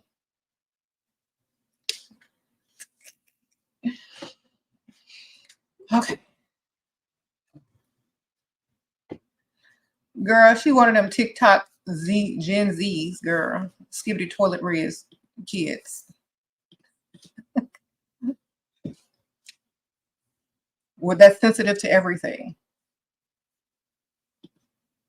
Okay, so how to make him not too crazy about me and focus on providing.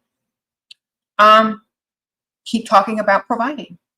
Make that the subject of most of your conversation, and then change it to something that he likes after he agrees. Okay.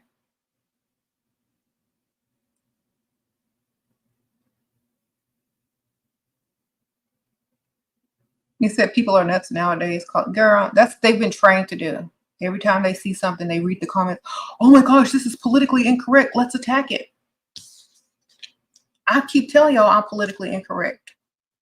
If y'all can't accept that, I'm sorry. There ain't nothing I can do about it.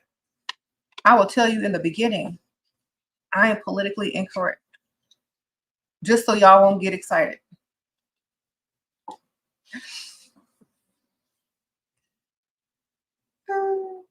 And see, people that don't know me, they just assume and jump to conclusions, and then they end up looking really foolish. So that's why I don't even correct them. Sprinkle, sprinkle. Hey, James, you got a package? Thank you.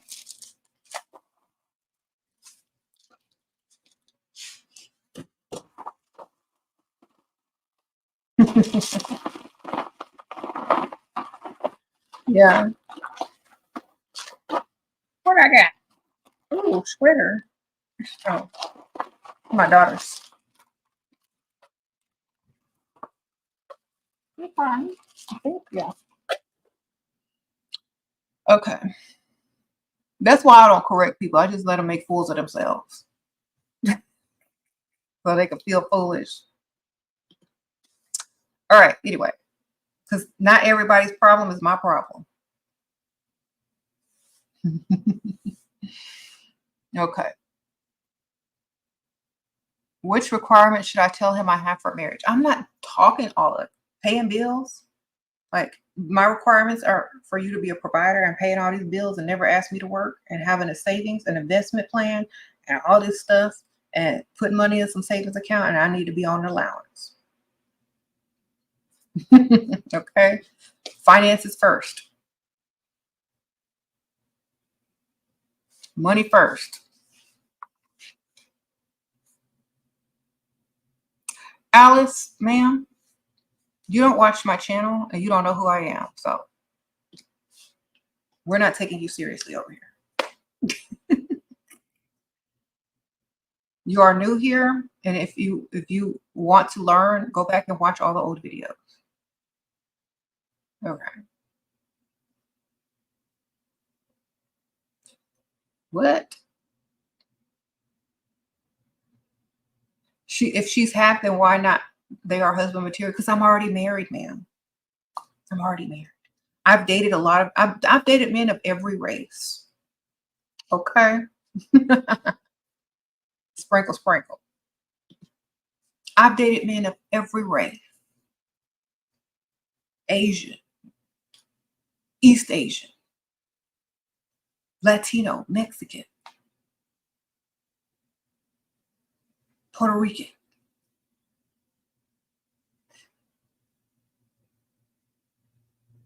I say Indian, Trinidadian, Australian. That's white though. You know, spicy white with an accent. Australian. Who else did I dated?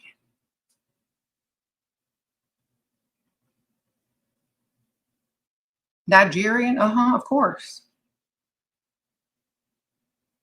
Name some more. I'm sure I dated them too. Lebanese. Shorty. And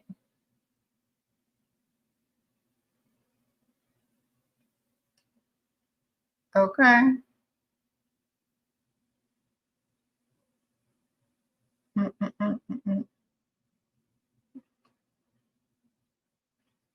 So, I mean,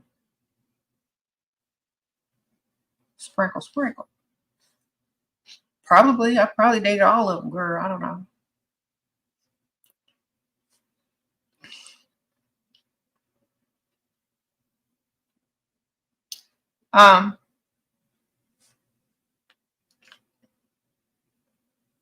Thank you, Kay, for sending me a Cash App, sprinkle, sprinkle.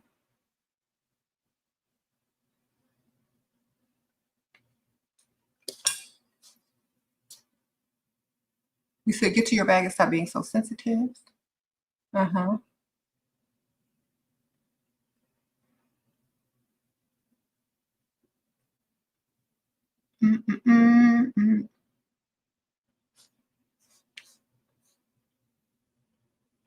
He said go to Taco Bell. Girl, the CEO of Taco Bell is black now. I saw it on Instagram the other day.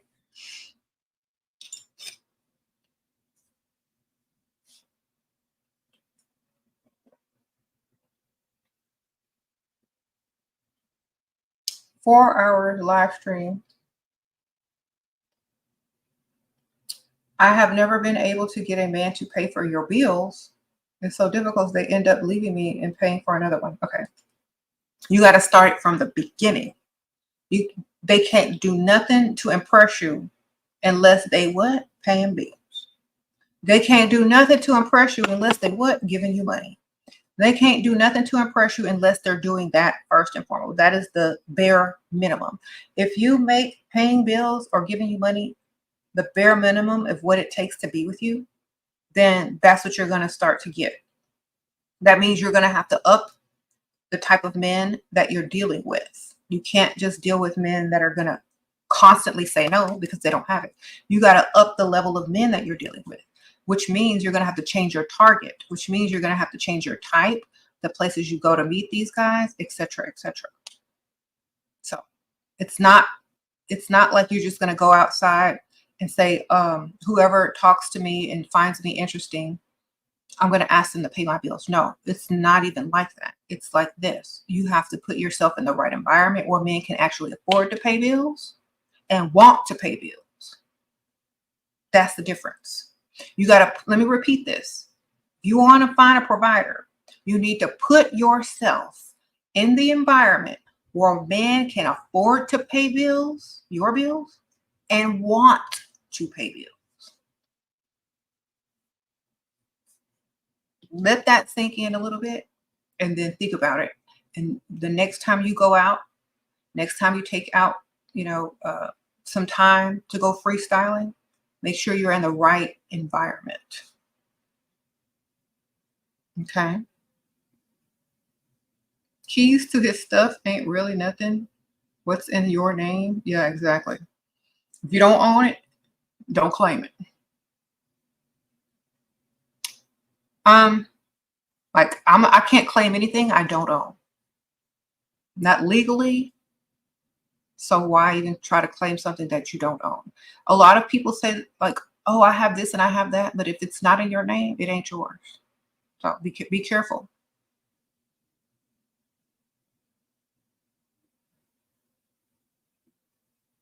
Mm-hmm.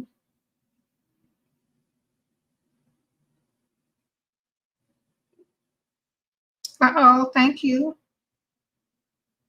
Re, I can't pronounce your whole name. Ritusha, thank you.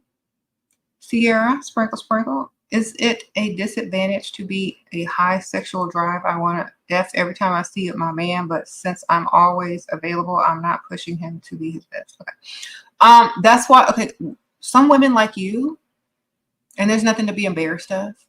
You got to spread it out, okay? Or you have to not be around him as much. So that's why some women have more than one man. So one doesn't think that you're easily available all the time and they don't have to do anything to get it. See, if you're already satisfied by him, then he got to work for it. Get it? If this one already did something for you, now this one got to work for it.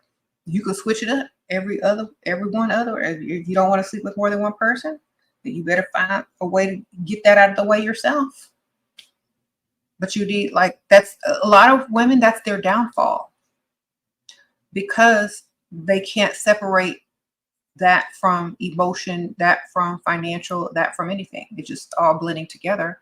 And then the man starts expecting it for free. And then all of a sudden now you want bills paid, but he's getting everything he wants for free. So he doesn't have to.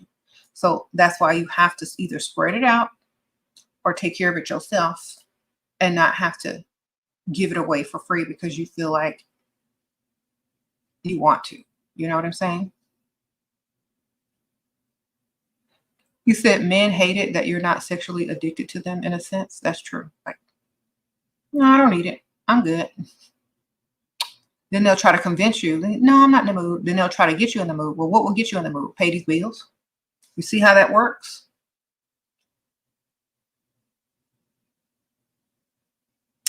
All right.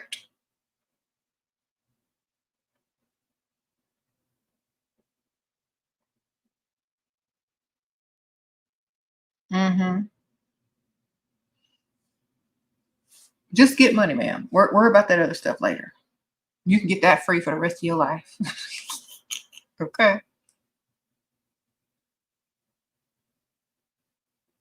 You said your man said he don't want to do direct deposit and wants you to ask him for bills every month. Okay, well, he has to ask you for uh, every time you sleep with him. He has to ask you for that every time, and you got to think about it. And when he gives you the bill money, then you can give him some. Sprinkle, sprinkle. Like he's not gonna get it 30 days a month or 15 days a month if you're not on direct deposit because that's not a guarantee. You know. So tell him the day after bills are paid, the day he get lucky. Bet you he'll put you on direct deposit then. Okay, well, you know what? That's great because I was, I'm really busy a lot of those days where you want to do things and I just, I didn't want to tell you this, but that'd be great. The day after the 15th, come over and we'll have fun.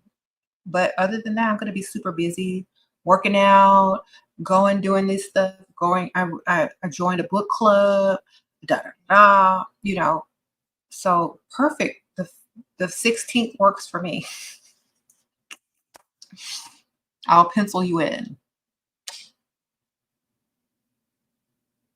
So make it seem like if you got away, he got away. Hmm. Do I like Victoria's Secrets? You mean that little bag right there? That's a gift. And that's not my gift.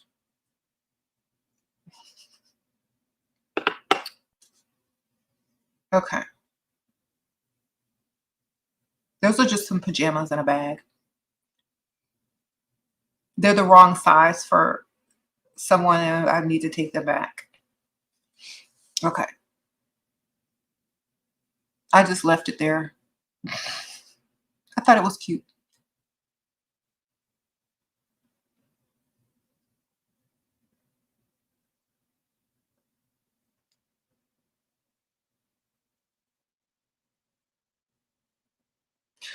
Initiate the money conversation from day one. That way it doesn't seem like it's right before someone wants to ask you to sleep with them without any commitment or any investment. Okay. So you start to talk about money from day one. If you're about your money, that's all you're going to be talking about anyway. From day one, you're going to be talking about money from day one. They're going to know you like money from the first time you speak to them by how you look. And so they're going to know you're going to want someone to invest in you. They're going to know your standards are high. They're going to know they got to work to impress you. They got to know they're going to spend money to even get you to even consider them in that way. So if you're not allowing men to invest in you prior to any of that, that's what makes you sound like a prostitute. You know what I'm saying? When you don't have high standards from day one to make them start spending. You are an investment, and a man will invest in you.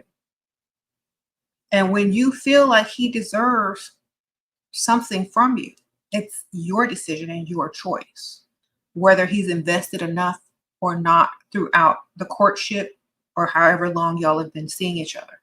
So it's not an exchange on date 1 or 2. It's an investment period. Okay.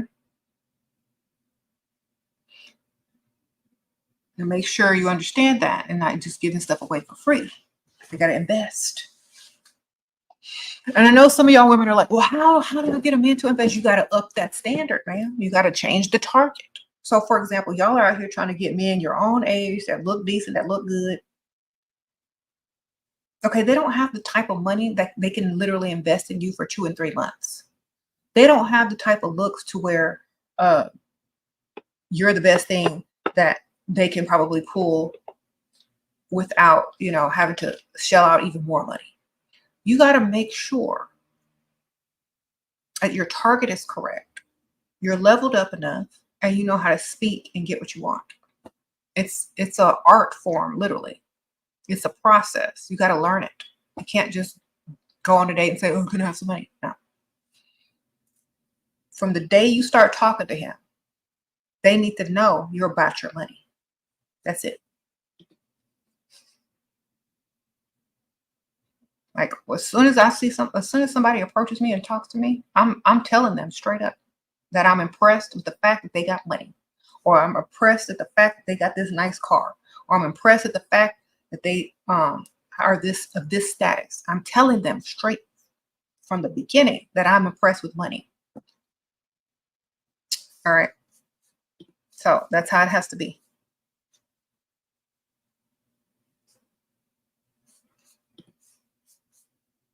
All right. So let them know from the start.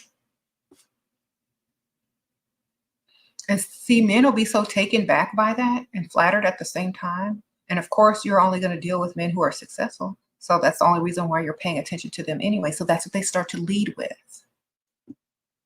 Okay.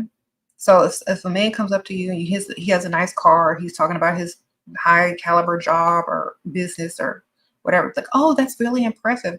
Tell me more about that. Wow. And you did all that. Wow. You're so smart. I bet you have a lot of money. Uh-oh, cocoon, sprinkle, sprinkle. You lost to CEO because they thought I only want money, not them. We move and we learn. Yeah. Well, you got to be impressed with their accomplishments along with their money. Like if you're going to only be impressed with their money, that's why they think you're only impressed with their money. You got to be impressed with their accomplishments. You got to say, wow, you're so smart. You did that. You did all that. Wow. Send me some information on that. I'm very interested in that. Okay. So you got to be impressed by what they did to get the money. That way it's not so shallow, and also they still know you about that money. Okay.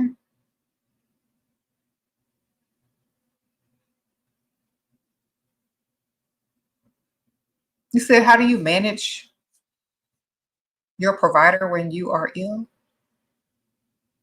I'm married, so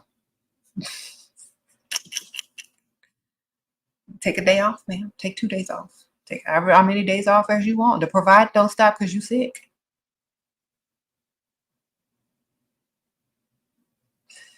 They should understand that. How do I do that? I'm tired of seeing spam. I don't know. How do pheromones work on men? I think it triggers something in their brain, or some of them even have hormones in it that trigger something that make them lust after you.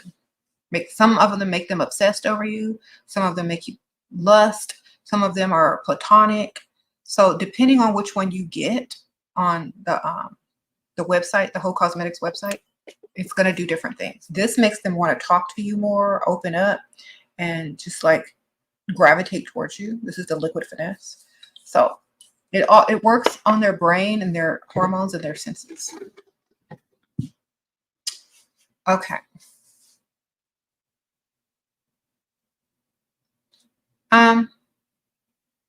Does ignoring a man work? Yeah, if it works all the time. But if you're ignoring him on purpose to get him to acknowledge you and you're not doing something else at the same time, then he's going to know it. You know what I'm saying? So for example, ignoring somebody or versus being busy and doing something else and still having fun is two totally different things. So ignoring somebody by not calling them or talking to him is they know you're mad at them. But ignoring them while out having fun, going shopping, going on vacation is a whole nother ball game. It means I've moved on. I don't need you. If you won't, come chase. And when you get over here, you know you're going to have to pay. So it's two totally different things. Men know that women are ignoring them because they're mad, and that means they're emotionally attached. But if you're trying to ignore a man, you need to be having fun, and he needs to be able to see that you're having fun, whether you're posting it on social media or whatever. Not that you're sitting around waiting on him to come find you because you're mad at him, but that you don't care. You're able to, deal with him or not, because you're still going to have fun. What if he was an instructor at the university? What do you mean? You still go to school there? Who cares? If y'all both grown, it don't matter. As long as he got some tenure money, go for the dean. Sprinkle, sprinkle. How to ask for a prenup as a woman to protect your house. I already have it written out.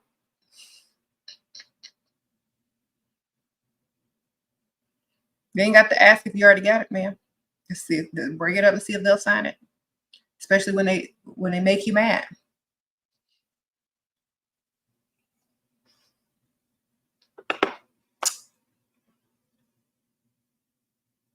Older men are already married. How do you find a single one? Well, depends on, like, maybe you can find someone that's already been divorced. If you want an older man but don't want a married man, find one that's already divorced.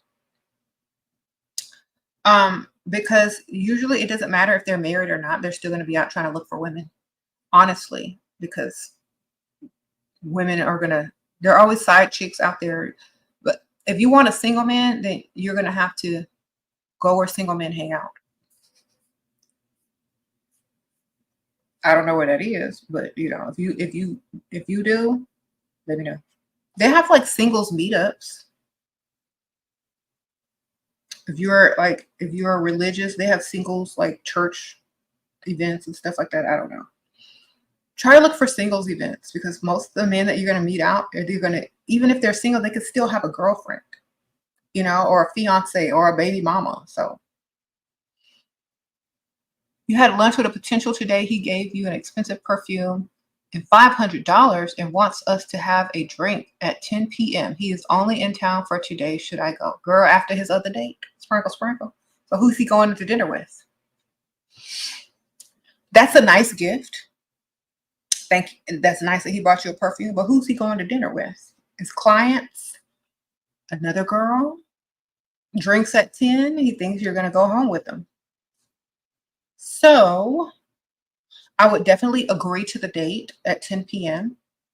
Then around 5:30, I would call him and say, can we make drinks for 6:30 or 7 instead? See what he's doing at that time, or see if he sounds panicked in his, you know, his voice if you suggest an earlier time. And then he goes, no, it has to be 10. I was like, okay, well, I'll try to be there. Use these keywords. I'll try to be there. Then that way you don't have to show up, because all he's trying to do is get you in the bed. Sprinkle, sprinkle. One night only. He got one night only, man. He trying to steal the deal. Ask him to meet you earlier for dinner. If he can't, tell him you might show up. Then don't show up, because all he want to do is sleep with you before he goes back out of town. Oh, and see, if he already gave you money and a perfume, if he comes back into town, he's still going to think you owe him something. So you're going to most likely be able to see him again and go to lunch or dinner again without giving up the goods. Oh, Blue Wolf Cast, Sprinkle Sprinkle. How do I focus on giving my number to guys buy me drinks, but with an average salary job? How do I skip out on giving them my number? Give them a fake number. Sprinkle Sprinkle. Tell them your phone. Tell them that your phone bill hasn't been paid, and tell them that you need money to get it turned back on. They won't want your money. They won't want your number after that. Think about this. Oh, let me get your number. Oh, well, my phone is actually cut off. So, I mean, if you were to talk to me or call me, I have to get my phone turned back on first. If they don't offer to pay to get your phone turned back on, then give them like an email that you never check. But you can email me at such and such. Lie. Always lie. Men don't approach, just stare. Might be too beautiful. Yeah, you might be too beautiful, girl. You might need to go somewhere. Let me see what you're looking like. You might need to go somewhere where the men are uber rich. If you look good, you know what I'm saying? Uber rich, like obnoxiously rich. That's what I've learned. If you're too attractive, average guys, even if they have money, they're going to be afraid to approach, because they're going to think, okay, well, if she's that pretty, she can probably get somebody rich and attractive. So being rich and ugly or rich and old, you might not, unless you have billions, they might not want to approach. So you got to go somewhere where the people are uber rich. You got to go, you know what I'm saying? Oh, uber rich.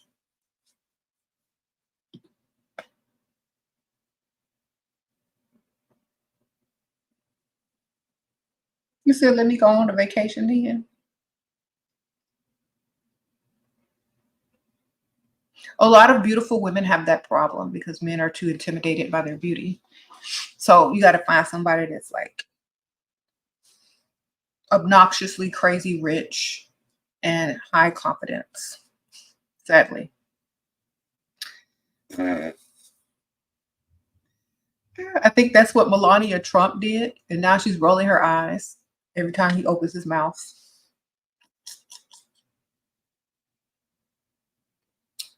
Rah, rah, world, sprinkle, sprinkle. I'm thinking that too. Thanks, SHERA. Okay, well, good luck. Try some like conventions with like billionaires and stuff. You need to be around billionaires if you look too attractive.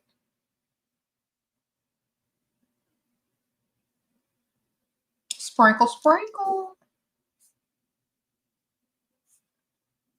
Y'all need, if you're too attractive, y'all need to be around billionaires, not millionaires, not thousandaires. But if y'all are on top tier women, y'all need to be around billionaires.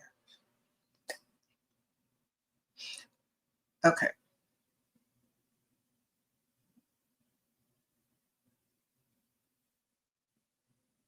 The guy you're dating thinks I'm too fancy and that I should meet him without makeup and money, even though I don't pay for anything. What? Okay, well, just do the no makeup look, ma'am. Do no makeup look, like bare minimum makeup if that's what he likes. As long as he giving the money, when you're not with him, put on all the makeup you want.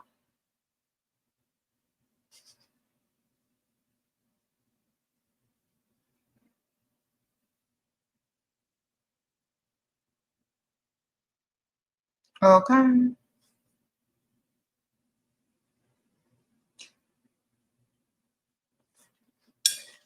Y'all ask the same questions. Y'all need to watch the old videos. Oh, thank you, Cashapp, Miss K, Sprinkle Sprinkle.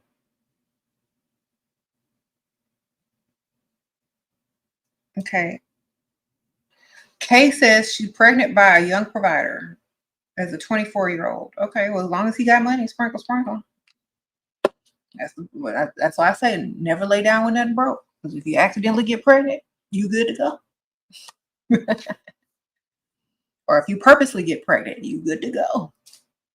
Thank you, Lady Love, Sprinkle, Sprinkle. There was a clip on YouTube saying you would never date black men in this time and age. Can you expand on this?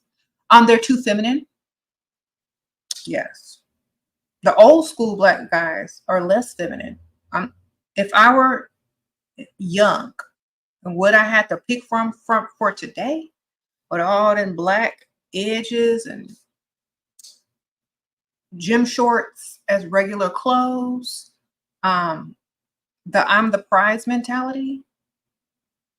No, I'm not dating that. It's too feminine. I might as well be gay. Okay.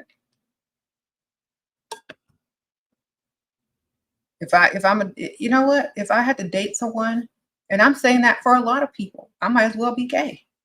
I'm saying that for a lot of women. They agree with me. If I had to date a black man this day and this age of this generation, I'd be better off with a woman. Sprinkle, sprinkle. Okay. Period. They think they the prize. They in the mirror more than me. They wearing leisure activity sports clothes as if they're in the NBA or can work out at the gym all day when they should be working in a job and trying to start businesses. No. I'm sorry. Y'all too feminine for me. Y'all go find masculine pygmisha. All right. I was walking around the other day, walking into the pickleball club, right? Being bougie. And there was these two black guys. And mind you, I'm married to a black man, but he's older. Raised from the old school to be a provider. All right? Just so y'all know. But the youngsters today, I can't tell if they're gay, if they're friends, or what. I can't tell no more. Like literally. I'm walking into the pickleball place and I see two black guys, and they're attractive. Ain't nothing wrong with them. But I don't know if they're gay or straight. They look too feminine. They acting feminine. They're walking too close together. And I have nothing against gay people. But it's very hard to tell these days the difference between a straight black man and a gay black man. I'm just putting that out. Just being honest and real. And I think some of y'all need to know this. Okay? Some guys need to hear this to understand why some women aren't dealing with them. And I told y'all, I'm married to a black man, but you can tell from a mile away he's straight. Okay. So that's all I'm saying. I can't date something I'm unsure of. Can't date something that's more feminine than I am.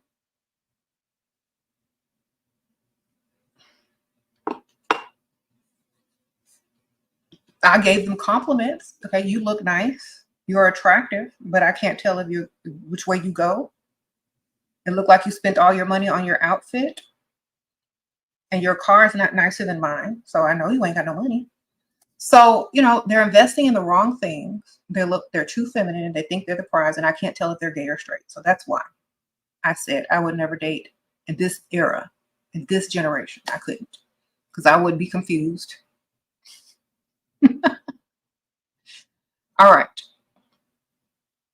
I told you I'm politically incorrect, but I'm always honest. When I'm giving my opinion, that's it.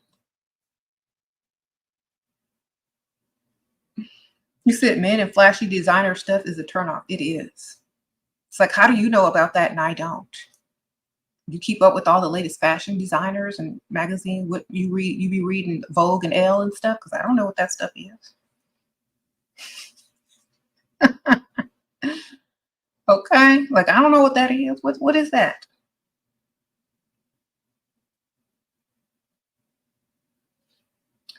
Anyway, so I would date a black man, but he got to be old and he got to be a provider from the old school.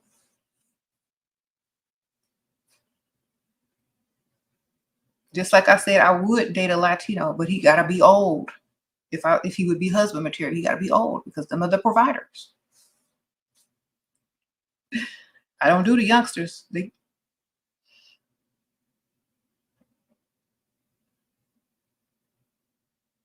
Anything under 55 too young.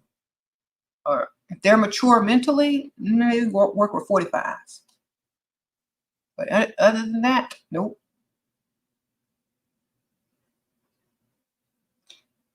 Okay.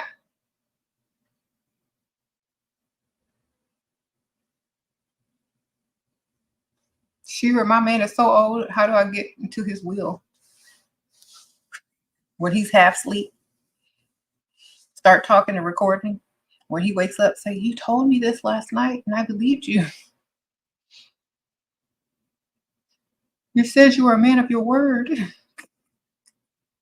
Would I date an Arab or a Middle Eastern? I already have, long time ago. I dated someone from Lebanon a while back. Um, long ago. I told y'all, I don't discriminate.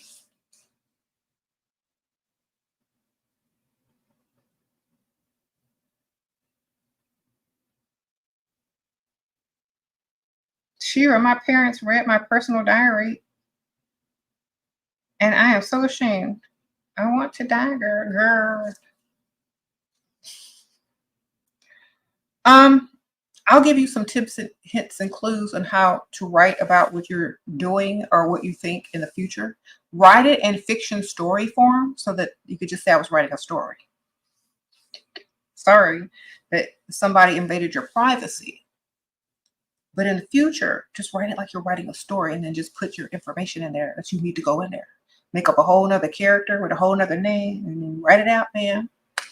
And then when they read it, they're like, "Oh, you should publish this. This is really good." Girl, I know, right? All right. I've done that a couple times. I'm like, what if somebody finds this? Let me make this a story instead. I'm always thinking ahead, man. What if somebody finds this? Well, better make it sound like fiction and change the name to protect the innocent.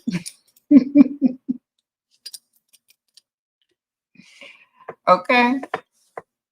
And put a title on it to make it look like it's a book. You're gonna learn how to get around stuff when you got to.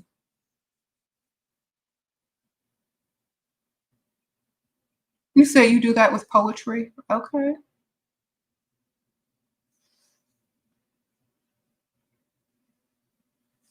Mm-hmm.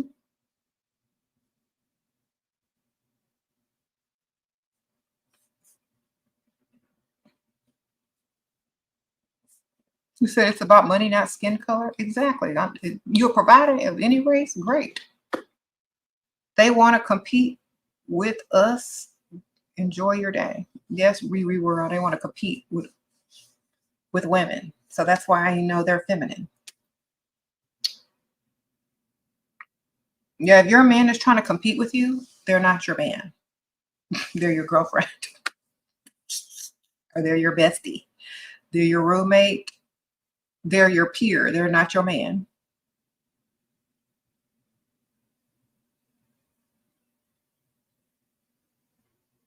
And see, the funny thing is, like, stop trying to solve everyone's problem. Yeah. I'm not here. I'm not even here to solve the problem where people take things too seriously. Like, there are so many clips of people trying to take clips of my video on TikTok and Instagram to try to make me look like I'm saying things that are bad or politically incorrect. I'm going to film this right now. I'm going to tell you right now. Watch the whole video. Get the entire context.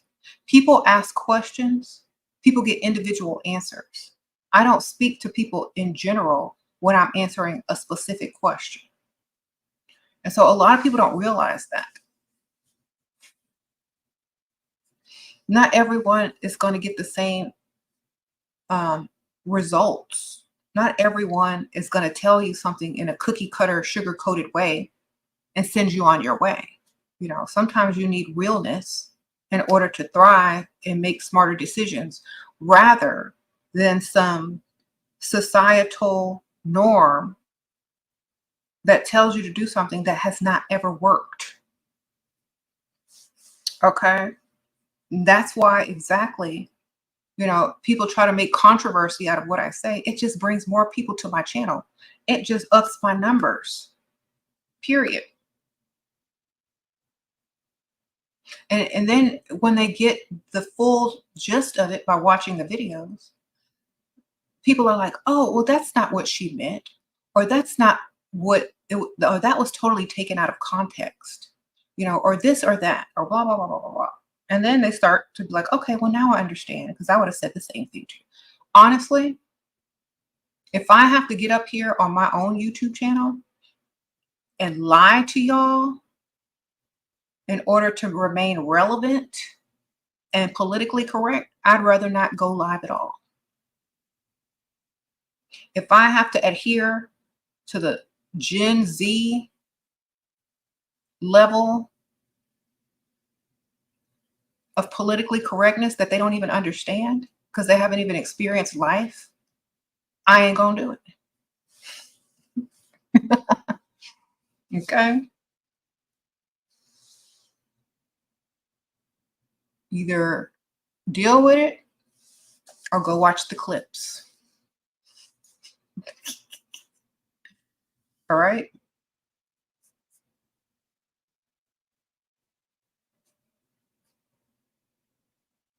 Sprinkle, sprinkle.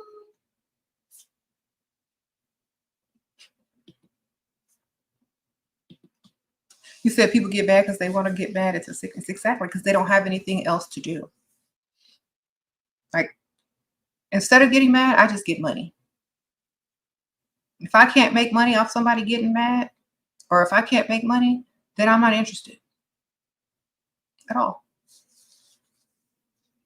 That's part of the reason why the younger generation don't know how to get money, because all they're literally just worried about stuff that doesn't matter. They're making other people's problems their problems. Y'all worried about stuff.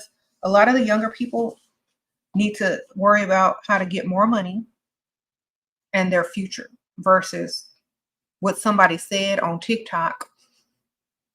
And y'all need to focus on this money. Okay? Y'all are in y'all's parents' house arguing on TikTok for free. Get some money, man. Sir, whoever. Okay.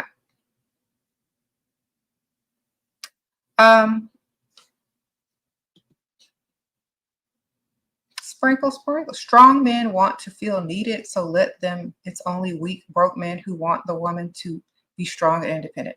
That is so true. Sprinkle, sprinkle. That's why I highlighted that. Good vibrations, y'all heard? Yes, a lot of men want a strong woman because they're weak. But then when you give them a strong woman, physically strong, they're not attracted to that, but they're attracted to the woman's strength financially and allowing themselves to be used. But if you personified that strength, they wouldn't want it. If you personified how strong people were in their relationship based on the physical appearance, the woman would look like She-Hulk compared to these men. But see, the eyes will fool you, and you'll see a couple walking down the street holding hands. That woman is pulling that whole relationship, and people think, "Oh, what a nice couple." No, that woman is handling everything. She's the strength of that family, and if you saw how they looked physically, she would literally be She-Hulk. And he wouldn't want to be seen in public with her, period.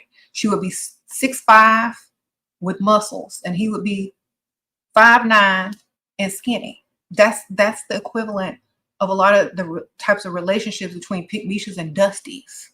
That's how they be looking. When I see them, that's what I see. Uh-oh, Black Barbara. Thank you, girl. Sprinkle, sprinkle. I appreciate you. Uh-oh, Melanie. Thought being second wife, as long as they got money, ma'am, millionaire or nothing, ma'am. I'm not going to be second wife to nobody unless they're millionaires giving me money. Millionaire or billionaire. Not getting ready to put up with all them people for free. Need money. Is he a millionaire or a billionaire? Then there's no second wife. Unless you just desperate. Nope. Not doing it for less than a meal.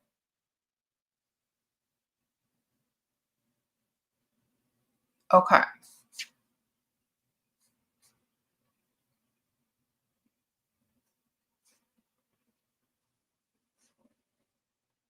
Mm-hmm.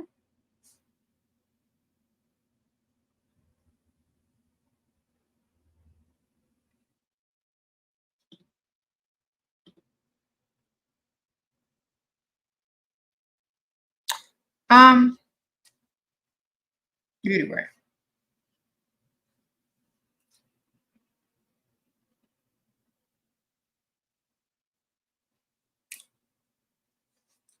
You said, how can you get your spark back? Bring myself back to my spark. Do stuff you like. Do everything you do it for yourself. That's how. Be selfish.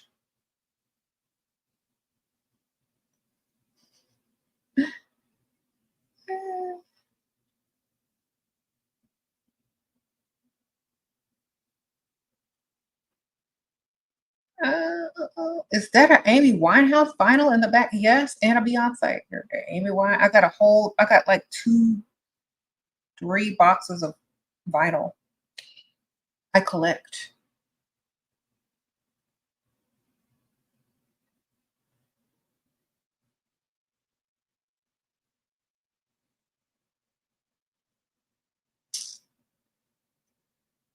I have all types of genres of music in there. You'd be surprised. I collect. Mhm.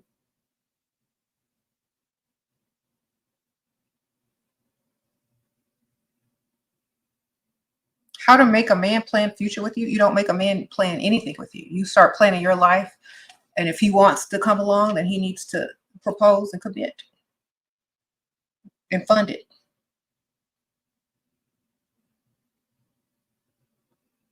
You start talking about yourself without him. Like, oh my gosh, next year, I'm going to go to name some foreign country or name something that you would normally do with a husband or a boyfriend, but say, I'm going to do it by myself and see if he starts including himself. And once he consciously starts including himself, then his subconscious is going to kick in and say that, oh, this is a partner, this is a woman, this is a wife, this is a this is a that, because now he's making the um the connection that y'all are a couple and that he wants to do stuff with you instead of letting you do it by yourself, which would make him more susceptible to wanting to have a commitment or a marriage. So start talking about what you're going to do without him and see what he does.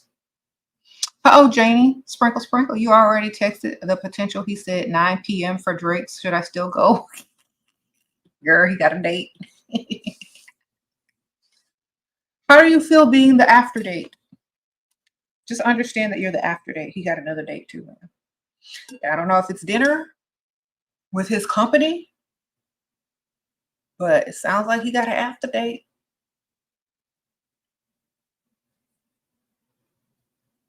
I don't know. I mean, if you want to meet him for drinks, he's still gonna try to get you in the bed. What I would do if I were you is I would get to that bar early. Listen, this is something I would do. If he says 9, I'm getting to the bar at 7. Other men are going to be buying me drinks. I'm going to already be tipsy. And when he arrives, I'm going to be too tipsy to even drink with him. I'm like, no, I already had like 4 drinks and I'm trying to sober up. So I'm just drinking water now. Um, and he's like, oh, well, do you have a tab? Oh no, it's already taken care of. Somebody, a lot of people bought me drinks. Okay. Well, it's so good to see you. Oh my gosh, tell me about your day. What did you do? Oh, really? That's nice. Oh my gosh, I have to get up so early. So at 9:30, you're out.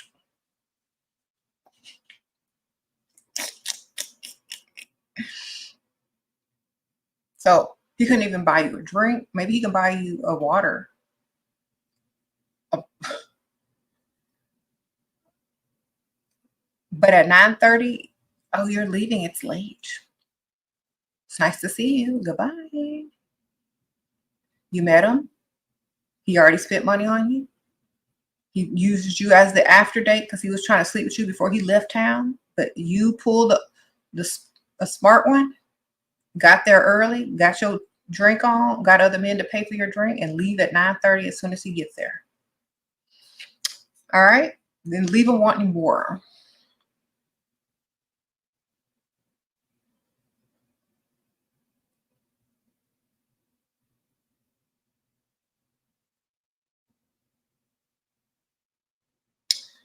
Um, what if she asked to meet earlier instead? She did ask to meet earlier. And he gave her 1 hour earlier than he wanted to meet originally, which was 10 o'clock. So he wants to meet her at 10 o'clock at night. 9 o'clock was his early when she suggested to meet earlier. So meet him at 9, get there at 7 o'clock, get your drink on, have other men buying you drinks. When he arrives at 9, you leave at 9:30 without drinking with him.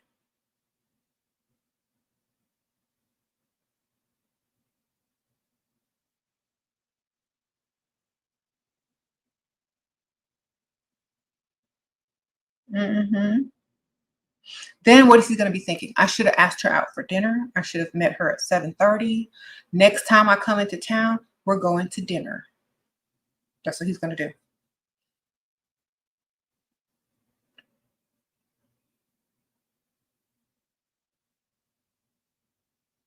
What is if a Dusty don't want to commit to you? What does that say about you? That something is wrong with you for wanting a Dusty to commit to you in the first place. A Dusty wouldn't even commit to himself. If a Dusty was a woman, he wouldn't even commit to himself. So how do you think Dusties look at women who want to commit with them? Crazy. Y'all look crazy to a broke man who want. What woman wants a commitment by a broke Dusty? A desperate one. So it's saying a lot about you to him. It's saying you don't value yourself and that you'll settle for the dust who hasn't even reached their potential, who can't give you anything you want, and that you'll just take any old man or any dusty man. Sorry. So it says that you don't value yourself. You shouldn't want a dusty. Even a dusty know you shouldn't want them. Okay?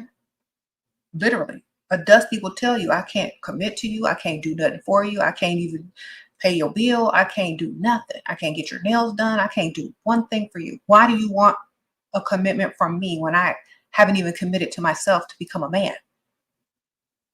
So it says that you're very desperate. And I wouldn't commit to someone that was that desperate because it means you don't value yourself. And a man does not want a woman who doesn't value herself. So you really got to think about it. It's very psychological. Dusties know they don't deserve you deep down. Exactly. And then it makes them think and wonder why you want them. Are you going to try to fix them? Are you going to make them into a project? You know, I would rather say, no, you don't meet my standards, but you're a nice person. No, nothing personal.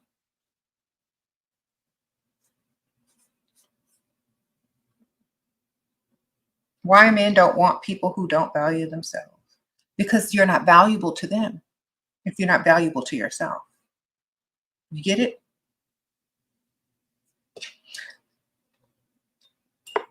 Okay.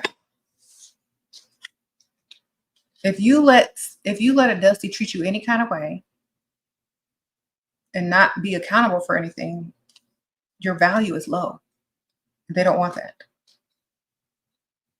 He wants us to meet at his hotel bar. Okay. Well, sounds like he's trying to get to the hotel quick, fast, and in a hurry with you. Suggest a different bar close to the hotel. Also, all he's trying to do is get you in the bed, man. If you don't see this, I don't know what to tell you. And I do what I told you. He's going to try to get you to the room. That's all he's going to try to do. Therefore, you need to say, let's go here. It's just down the street or across the street. And do what I told you by going at 7. And when he shows up at 9, leave by 9:30 alone. Okay. You said you're not going? Girl, you got to give them hope. Just say you might be there. Well, I might be there around, say I might be there around 9. Then don't show up. That way, he won't be trying to talk to any other woman. And he'll be keep looking over his shoulder, seeing if that's you. You're on your way. You're coming. Then at the last minute, like, oh, you know what? I'm going to try to make it because I'm with my friend and we're trying to leave this event and I'm going to really try to make it. How long are you going to be there? Let them wait it out. It's like, oh, I might be here till 10 or 11. It's like, okay, well, if I'm going to try to make it, I'll keep you updated. I'll let you know. So now he can't really go after other women because he thinks you're going to walk through the door at any time. Then finally, like, you know what? I don't think we're going to make it. It's like 11:30. Bye. Oh, dated a Dusty, built him to a billionaire, married him. He blocked me from bank accounts, allowance only. Now he's broke again. What's my strategy? Never date a broke man ever again? Never be Barbara the Builder to a grown man again? Build yourself up. Find a man that has way more money that can fund your business or invest in you, give you free money. Go for men that make more money than you. I'm getting tongue twisted. Go for men that always have more money than you, and then you're good. Don't build them into it because they're always going to leave.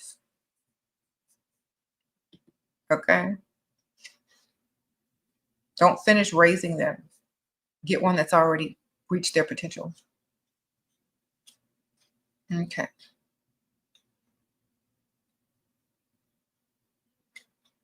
You said build yourself into a millionaire and find a multimillionaire. I know that's right, Sophie. Sprinkle, sprinkle. Don't ever build no man.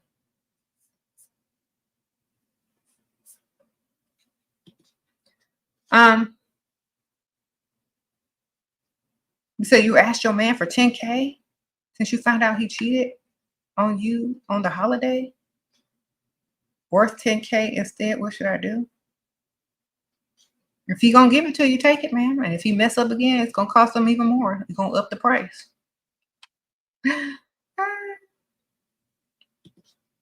Up the price next time. Next time, 15K, man.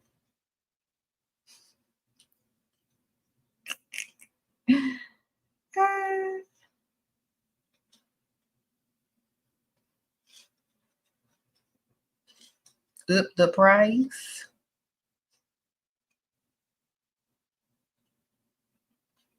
The Modern Duchess. Thank you.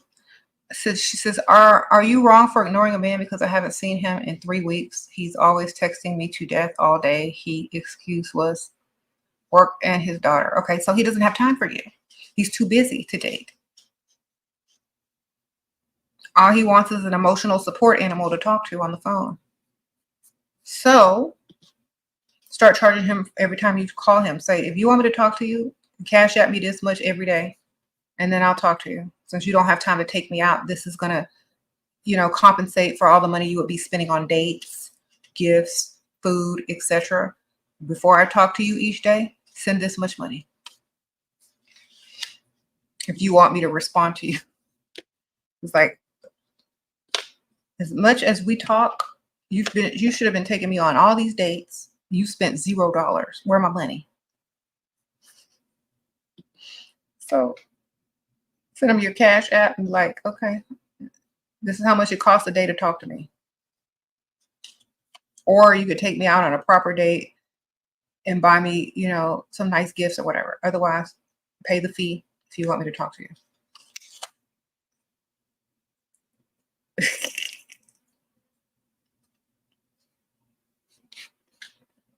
Otherwise, go find another emotional support animal.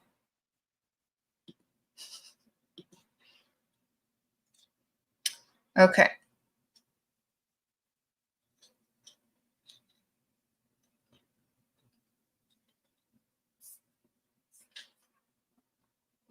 Anyway, I'm scared he thinks I can settle for a holiday, though. Okay, well, make it an expensive holiday that costs a lot of money and go somewhere that's very expensive. Very, very expensive. Oh, Naja, Sprinkle Sprinkle. Thank you for the donation. You said, can a millionaire be a Dusty? If he can, if his name is Dusty. If he's not spending money, you might as well be. Met a man last week on a date, and now he wants to go back to his city. Okay, he wants you to go back to his city with him and fix my car and pay my phone bill. I agreed. Should I go?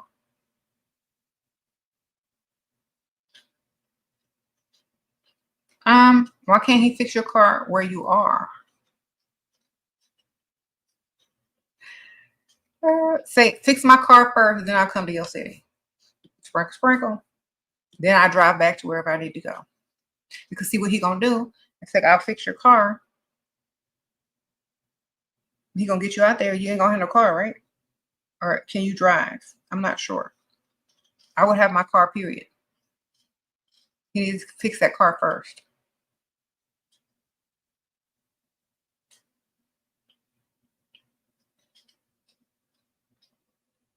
Always get something first. Always get something first. If you're not getting nothing first, you're losing.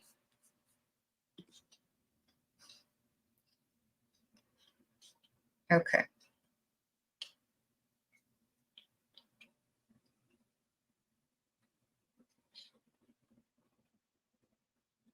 He said the car needs to be fixed before you can drive to the city. That's right, Sophie. Get the car fixed. You said it's encouraging to him to make more money building. No. As long as you're not contributing financially, you can build his self-esteem up for him to want to go earn money, but you don't build him financially.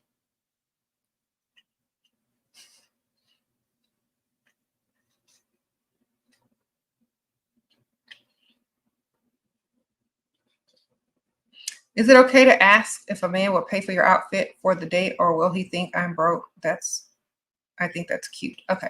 It depends on what, like, is it just your first date, your second date? Are y'all dating? You know, first date, kind of weird unless there's a big age difference. Then it's okay. There's not a big age difference.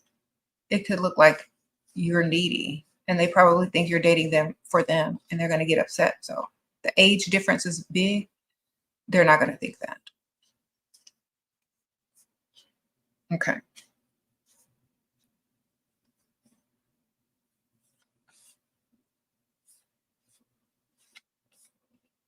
So get your money, man. Get your clothes, get your outfit. When I was younger and I was in the dating stages with James, who I'm married to now, he used to buy me outfits before we went out every day or every time we went out. I'd be like, I don't have nothing to wear. Well, let's go to the store. Okay. Pick an outfit out for that night. Be looking good. Because When you look good, it makes him look good. Okay.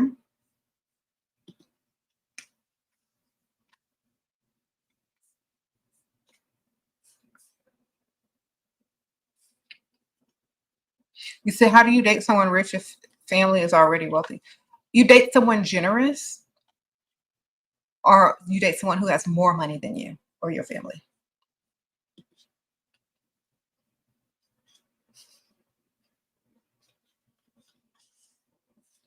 So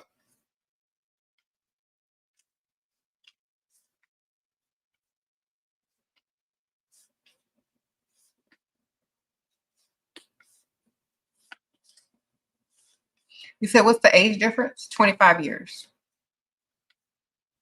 Yeah, I was serious. I was like, I ain't getting nowhere near nothing broke and thinking they the prize. Okay.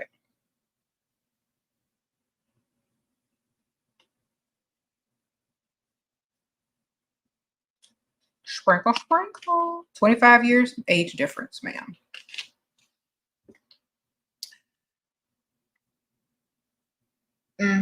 That means I'm going to be young for a long time in that person's eyes.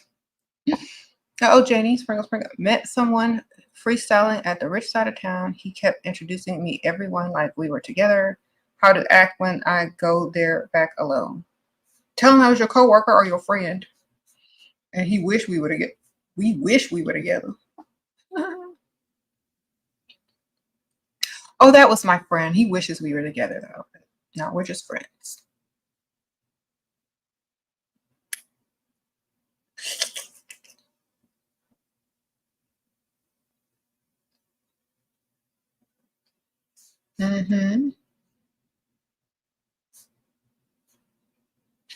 How was my relationship in the earlier year where you just focused on getting gifts? I was focused on getting my car note paid off, all my bills paid, my credit cards paid off. That's what I was focused on, man. Money and gifts. Vacations too, ma'am. I mean, that's what comes with dating a man that much older than you. You need to be able to do it all. Okay, so that's what I wanted. I wanted it all. That's how I got it all. You need to be paying off all my bills. I don't want no car note. I need a new car. He also bought me a new car, bought me a Benz. I was focused on the money. And after I got all my financial issues solved, got a new car, good credit, no bills coming in my name no more.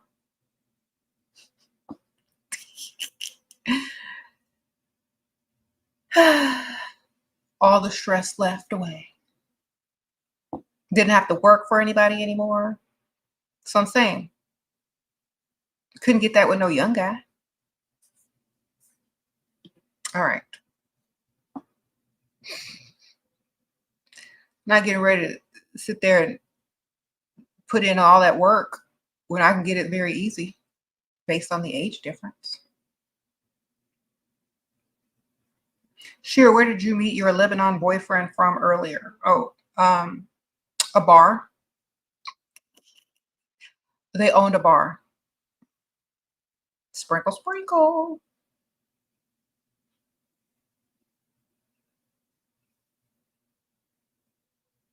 Told you, go for the owners. Free drinks. All right. I'm looking for the owner. Is that you? Sprinkle, sprinkle.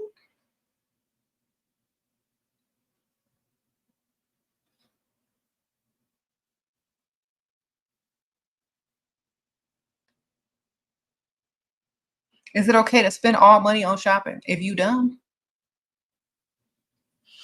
look, take half your money and save it. Invest some of it and then spend some of it on shopping. Lie and say the clothes that you bought were very expensive, and then they'll give you more money. So go shopping somewhere cheap, but where the clothes look expensive. Save most of it, invest some of it, show it with the outfit on, and say it cost all the money that they gave you. Then get some more.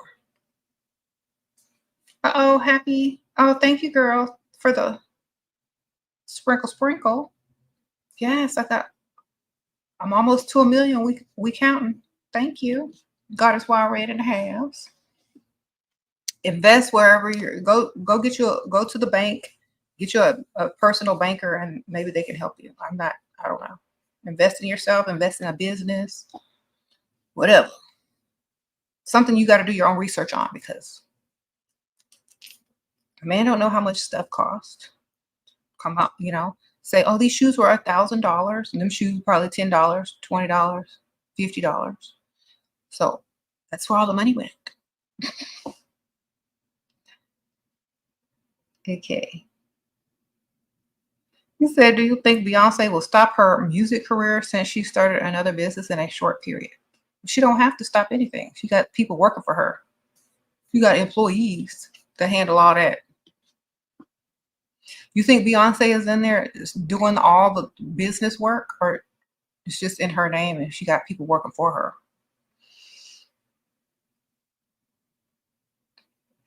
Mm-hmm.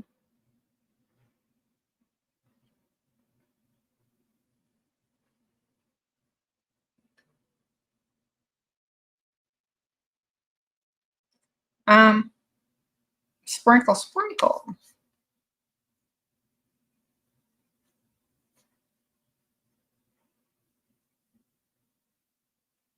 You said you asked a guy for makeup, a guy money for makeup after 3 months of relationship. He just ghosted me. Okay, well, he's not a provider, ma'am. What do you want me to say? Oh, you should have stayed with him and found out that he wasn't a provider when it was too late. It's a good thing, ma'am.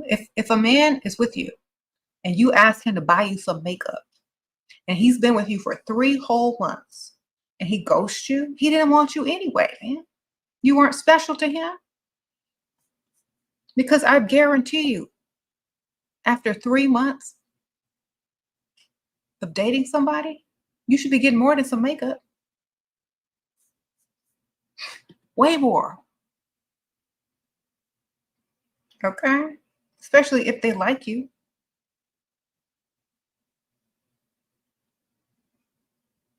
What? How old was this person? Are y'all?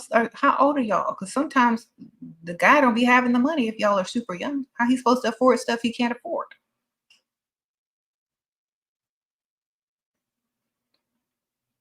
So if y'all are dating people the same age as you and y'all know that they can't get money, that's why women should date older. That way you know they got the money.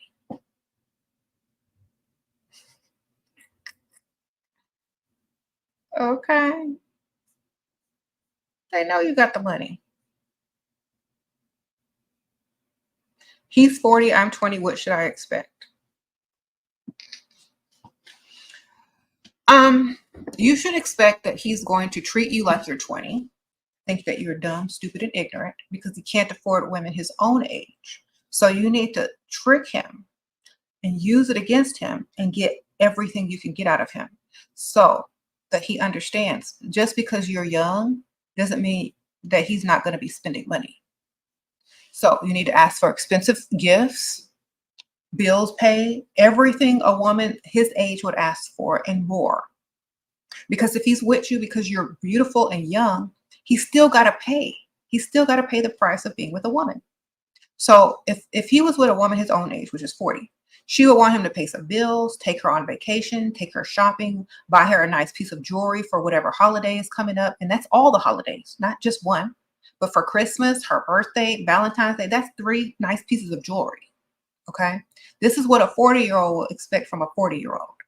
So when you're 20, you need to be expecting the same or more. That's my advice to you. Don't let them get off cheap. Uh-oh, Annie, sprinkle, sprinkle. So every holiday, you need to be getting some nice, expensive piece of jewelry. You need to go on at least 1 or 2 trips a year that he pays for. He needs to be paying some of them bills.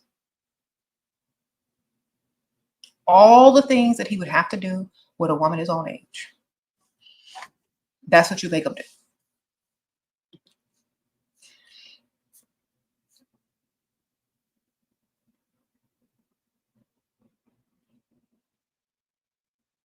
Okay. You need to be having everything you want. There's nothing that you should want for.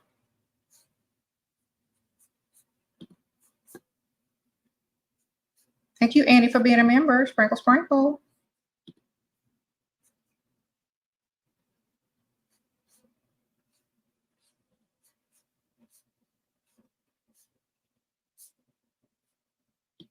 How can you stop being shy? By starting to talk to people.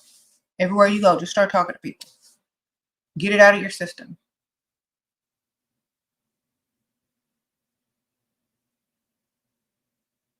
Oh, Naja, thank you for being a new member. Have I thought about writing a book? I have several books. They're linked in the description bar.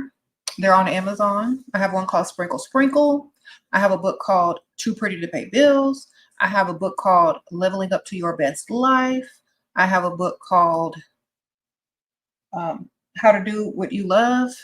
I have a book called, man, I have a bunch of books. I got a bunch of books. Just go look. Sprinkle, sprinkle. I'm an authoress. I also have a planner that you can get on my merch store if you just want to plan.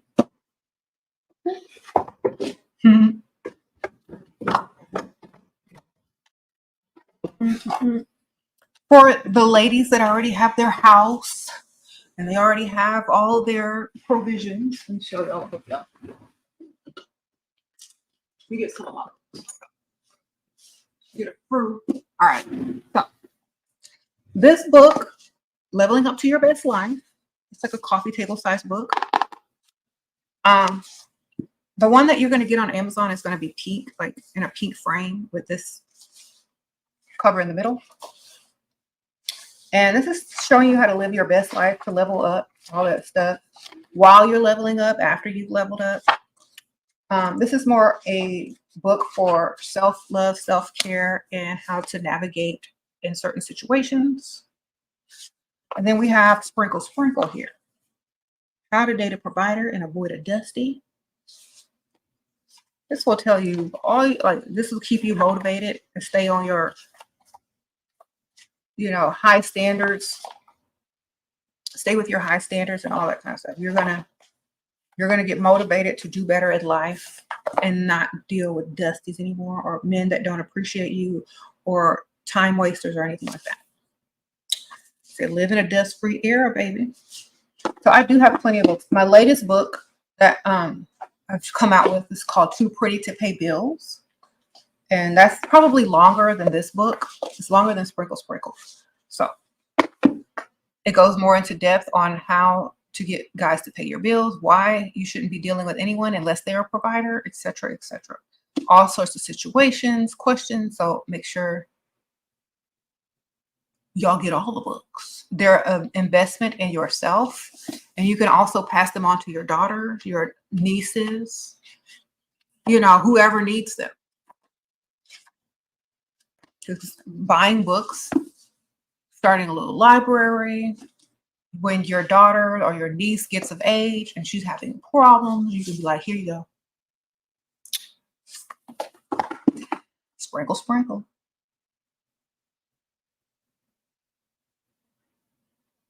Get it. They're on Amazon. They should be linked in there. Oops. Oops. And if y'all just love me so much, there's a giant picture of me in the back of this big book right here, and a little personal letter to you. Y'all just want to see me every night before you go to bed. There you go.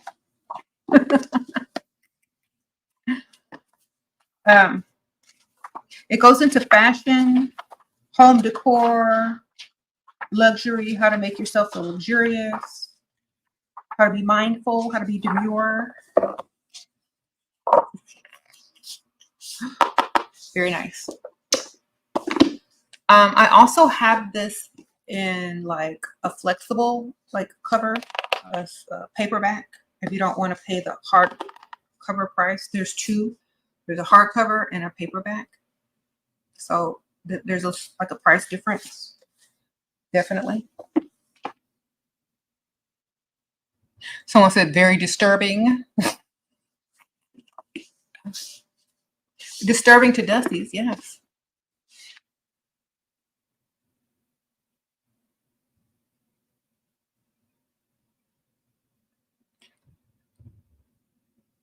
Your daughter is 13 and she listens to you. Okay. Well, better than listen to some Pig Bisha. That's all I can tell him.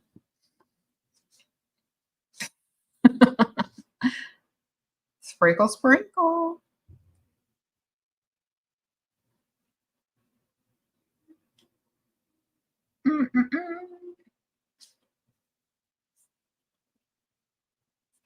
Anyway, y'all, I'm getting ready to go.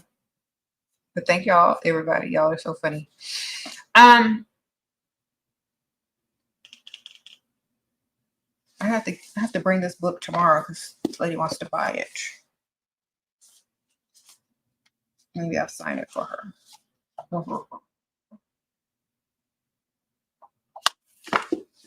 have to reorder some for myself.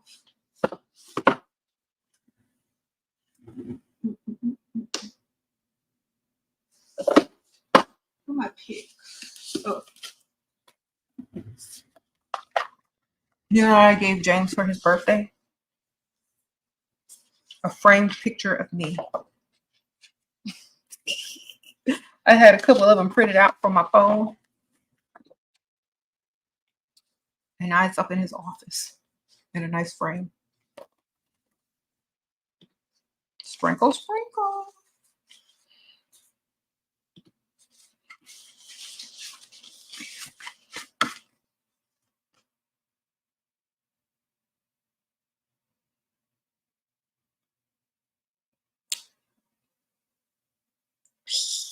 I have one for myself too in a frame.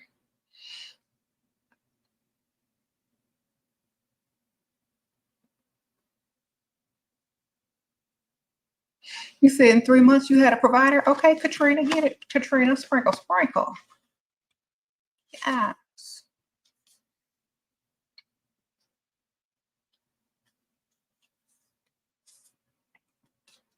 She was just chilling.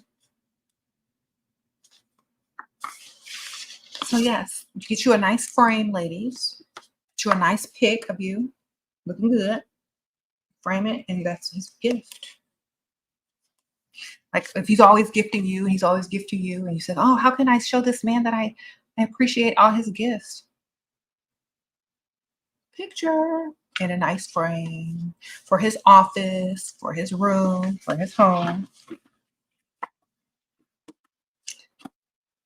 and a card. This is whenever you miss me, just look at this picture and think of me. Think of how much money you've been spent and invested in this, and how you don't need to let it go because somebody else is gonna reap all them benefits. Sprinkle, sprinkle. It's just a reminder how much money you done spent. Okay.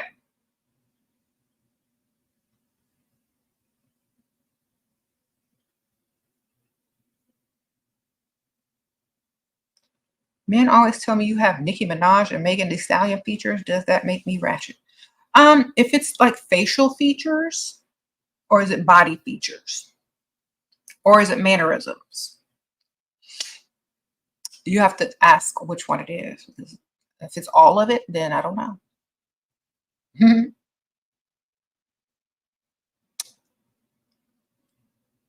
Share other gifts I have given my husband: socks, sweatshirts. I don't do too much for the gifts for a man. But just like normal small things like that.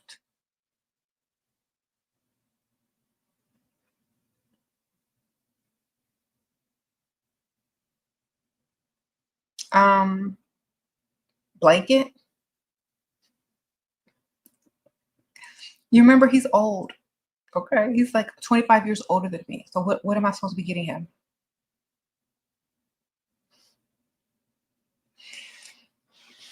All right.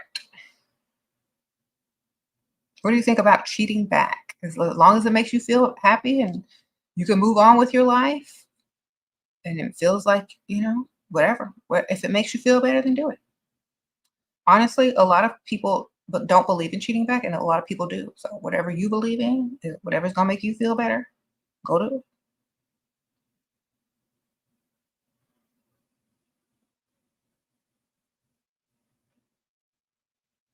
Mm-mm-mm.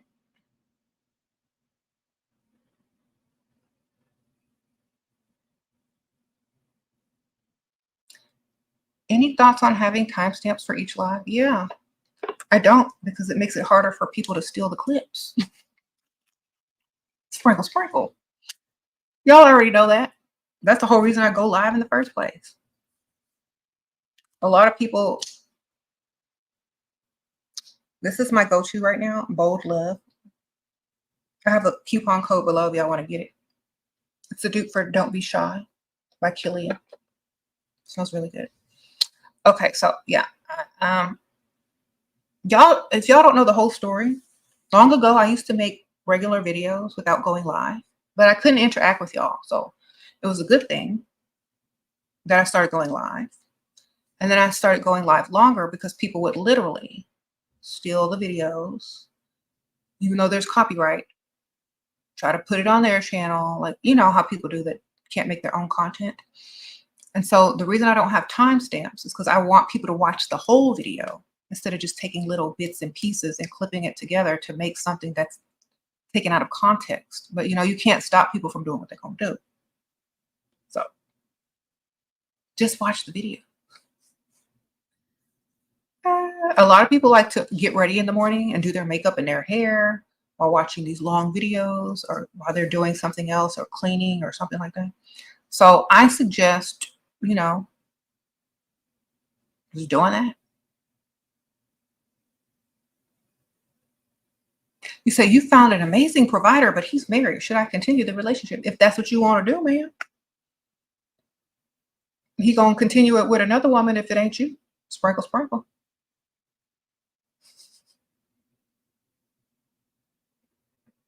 That's what I always tell people when they ask me. They say, "Oh, this man is married, but he's a good provider. Should I stay dating him?" Well, if it's not gonna be you, it's gonna be another woman. What you gonna do? Watch him date the other woman while you say, "Oh, I did the right thing." Mm, yeah, you did the right thing. Now go get you another one. Hope he's not married either. Uh-oh, Ayin, Arlene, Sprinkle Sprinkle. Thanks for being a member. Alt, do they ship to Europe? I don't know. They probably do. I don't know. Check them out. The link is in the description bar with my coupon code. You said you cooked, ate, and now you're doing makeup, watching me, see? Yes. You was getting your nail done in SHERA*Seven classroom. Now my nail techs are in class too. Okay, hey, nail techs. Got us while red, then hipped you to me. Sprinkle, sprinkle.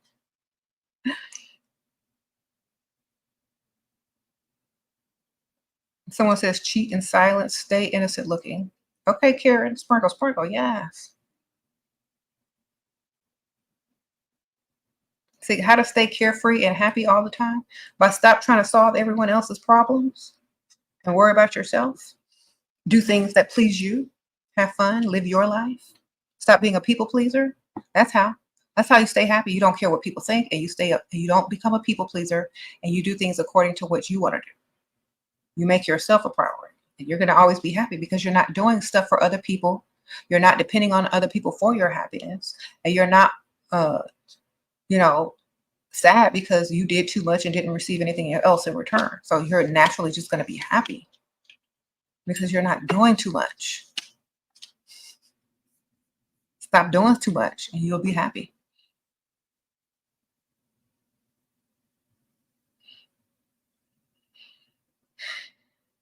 Mm-hmm. I have so many perfumes, so I use them all, man. I got a collection of perfumes. Someone asked me what I was using now. If y'all are gonna ask me about other people, I don't know. Sometimes I don't know their screen names. Sometimes I don't know their YouTube names. Sometimes I don't know their name, period. Sometimes I don't even know who they are. So when y'all ask me about what do I think of this person or that person, if I don't know them, I'm probably not going to be able to answer the question. Or if I'm not familiar with them, or if I don't recognize their name, I'm not going to be able to answer, you know?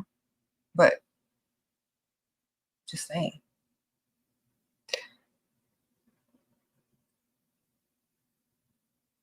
Mm-hmm.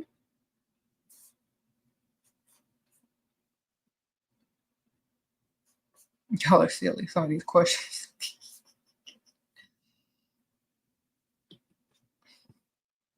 You said you should follow him. He's a man version of me, but more aggressive. Nah, they should follow me.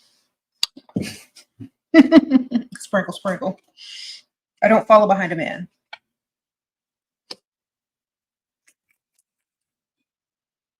I follow behind his money. Sprinkle, sprinkle.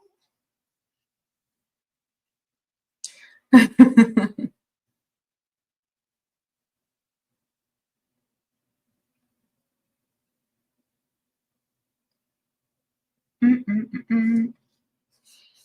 there is no money to follow, I'm not following. Gotta have some money.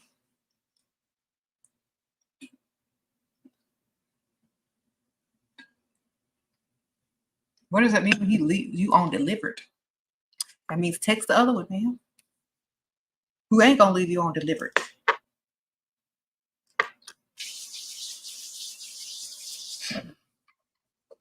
It means he doesn't want you to see that he got the message, so he doesn't have to text back right away. If it's something short, he can literally read it on his phone without clicking on it to read the whole thing.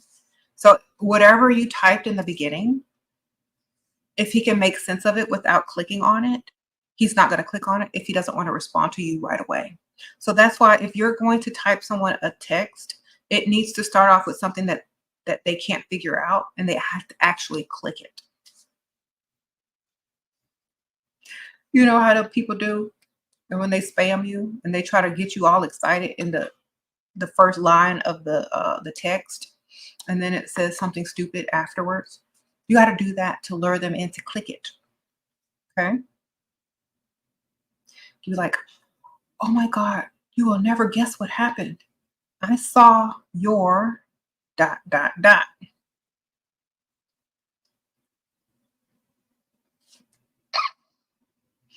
He gonna click that. He can't leave that on delivered because he don't know if he's busted.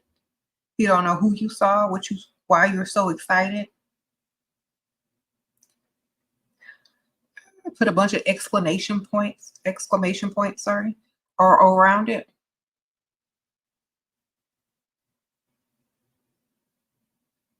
I go live whenever I feel like it. I am very random. Just so you know, in case you're trying to film me live for one of your channels or make cuts and clips and stuff like that. I go live very randomly. Okay.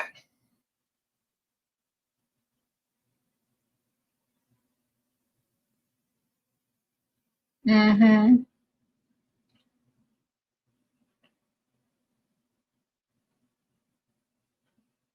You said dust demons have been spotted.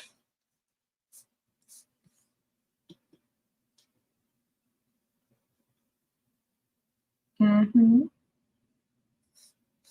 See, what happens, since I get on here and talk for a long time and people feel like they can take my content, chop it up, and then resell it in a certain way. And you know what? If y'all are unable to make money on your own because you're not as creative and witty as me, I mean, I can see that. But honestly, What a lot of people are going to do, and I can see this happening because I'm already getting information about it as a content maker. What they're going to start doing is charging people, and they're already doing it because I have the memberships. What a lot of content creators are doing is only catering and filming for members only, and to stop and cut down on the copyright and the stealing of the content. And they're raising the prices, or they're starting Patreons, or they're doing all these things. But since I'm here to help people and I want to see change in the world, I help people even though I know people take. I still help people because as long as the message is getting out there, that's like the most important thing, to have, a dust-free era. And so even though people are stealing, copyright infringement, all of those type of things, trying to do it the best way they can, I feel like I'm glad that I'm me and I have a voice and I can say what I want and I don't have to take other people's contents to be, to be who I am. I'm glad to give it to y'all because it's literally just about the message. But when you ask me specific questions like, when are you going to go live next? Why don't you do timestamps? I know what you're doing. It's too obvious, So make it less obvious, at least. I'll say that. Just make it a little bit less obvious. Sprinkle, sprinkle. What are my thoughts about men who abuse women? Okay. My thoughts are they're not very nice.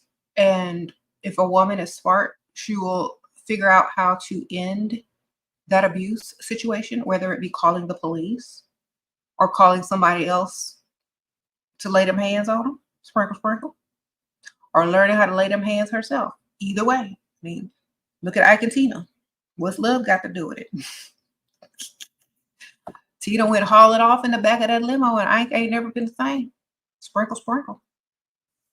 Ask Ike, he in the comments. He got beat up.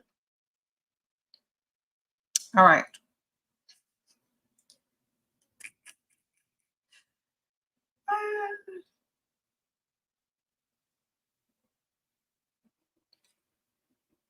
Mm-hmm.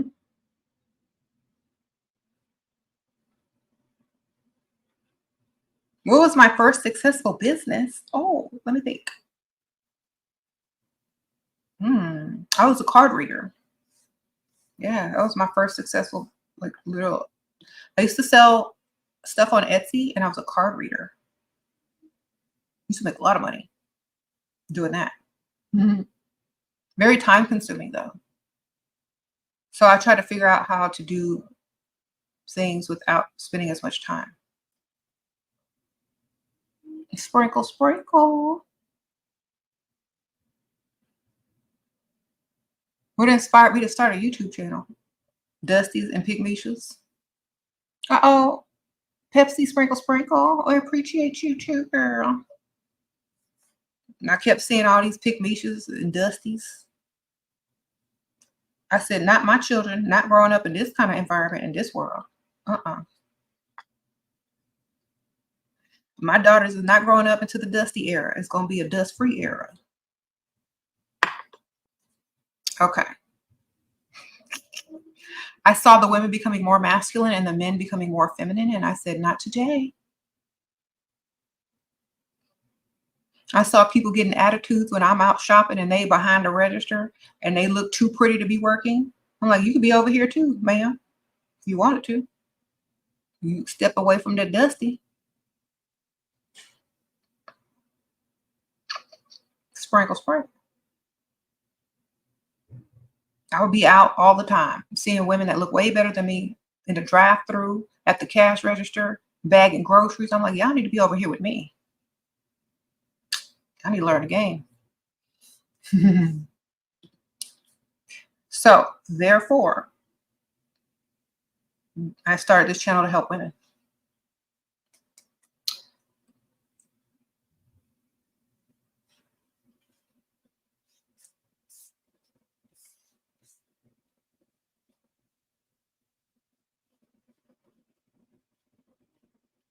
Yeah, thank you. I appreciate it. That's why I will never like take this away from y'all. That's why I will do all those things and never take it away from y'all. Because to take it away is like not helpful. I know people like to take stuff, steal content and stuff like that, but that's not going to stop me. I just find 10 other ways to make money on top of it. Like I found like so many streams. I have so many streams of income. My accountant be mad because they got to account for all that stuff. They be confused. I might have to upgrade on my accountant. So whenever like I feel like, okay, well, I have so many other streams of income. If a content creator steals my content and tries to put it on theirs and profit off of it, I'm still making way more money in some other way. Always.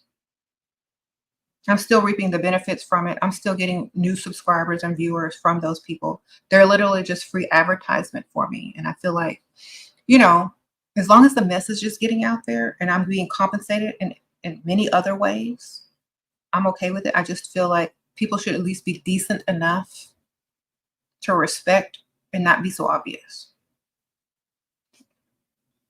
Thank you for being a new online member, Sprinkle Sprinkle. Well, oh, Whitney, you found me because of someone remaking one of your videos. See? So that's why I don't get too mad. I just don't like it when it's too obvious. Okay. Thank y'all. Appreciate you.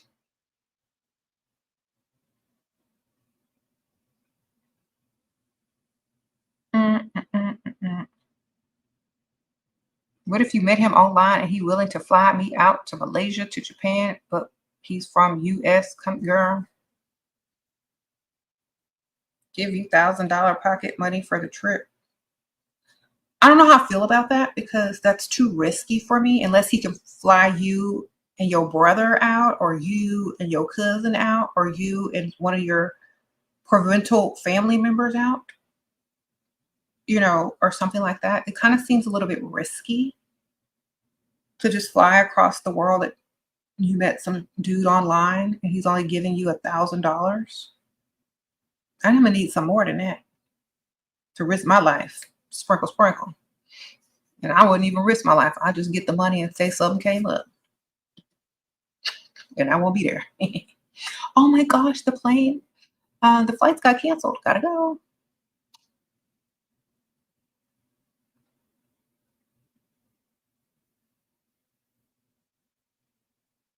You said what non-pick Misha gifts can you get for your boyfriend? Blankets, house slippers, anything cheap, anything under like $30. You're always supposed to spend 10% of what they spend on you. So like if they spend 100, you only spend 10. Get it? You always spend way less than they're spending on you because that's how they impress you. That's how they keep you, by doing more. Okay? You never want to outspend the man. You never want to do too much. So get him a nice blanket, get him some house shoes. I don't know if he's young, get him a video game, one video game. I don't know. A remote control. I don't know what y'all be buying them youngsters.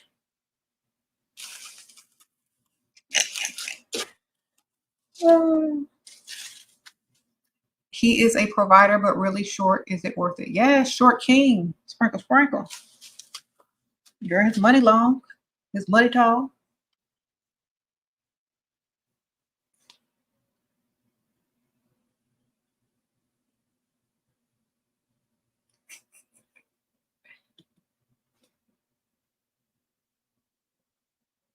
He's smart. He got money. Can he hold a good conversation? Then who cares? Sit down and talk to him.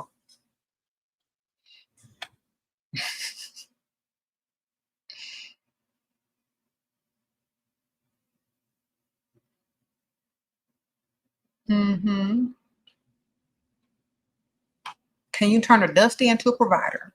Yes, if you go find a provider already and tell him that you can't be with him no more because he's not a provider. And if he really likes you, he'll turn himself into a provider to get you back or to make make it known that he is able to provide. But you can't turn a Dusty into a provider. That's not your job. That's not your problem. That's his problem and his job. You could tell a Dusty, I ain't paying for nothing no more. Either if you want me, you got to be a total provider. If you don't, goodbye. If he wants you, he'll go become a provider. If you don't, then he'll say goodbye. It's literally as simple as that. If they can't do it for themselves, why would they do it for you? Unless they really like you and don't want to lose you. That's why. This journey, that's his journey of manhood, exactly. But see, there's too many pygmies out here that are allowing men to stay broke and still dealing with them anyway. And this is why they don't feel like they have to change. So if you're with a Dusty, you're only enabling them to stay dusty. If you're sleeping with a Dusty and staying with a Dusty, you're just making him dustier. That's all you're doing. So the best thing you can ever do for a Dusty is leave them or tell them that they need to become a provider, or you're leaving them. That's the best thing you can ever do for a Dusty. Serious.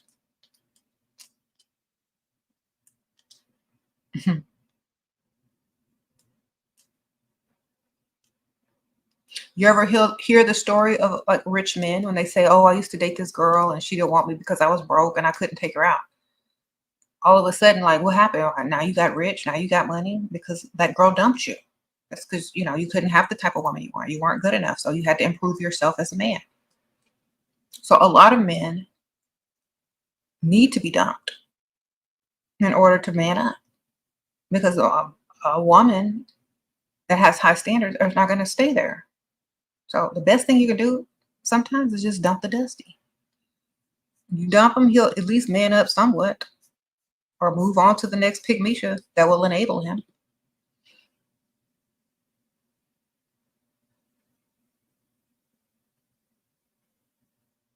The higher our standards, the greater men will reach. Women literally help inspire the success of humanity. That's so true. That's so true. Jolencia, that's so true.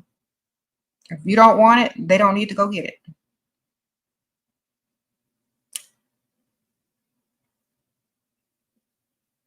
You said, why are these women bent on dealing with a Dusty? Because that's all they think they can get. That's all a lot of women have been told that they can get, or what they deserve. That's not true.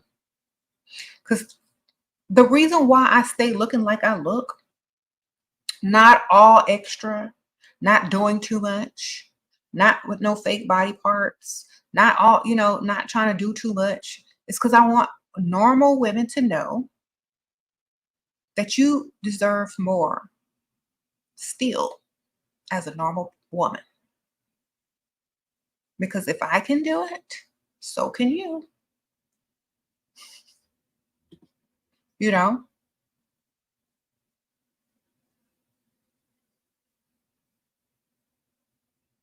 I'm telling you, I'm living example. I'm living proven evidence that you deserve more. I have members and friends, members of my family and friends that I know that look normal. I'm just going to say normal, because some people say, oh, you're not a 10, you're a 7. Okay, great. Yeah, look normal. And they still got the bag. There are people that have bigger bags than I do that have landed whales. So you can do it if you put your mind to it. It's all up here, how high you keep them standards. Sprinkle, sprinkle.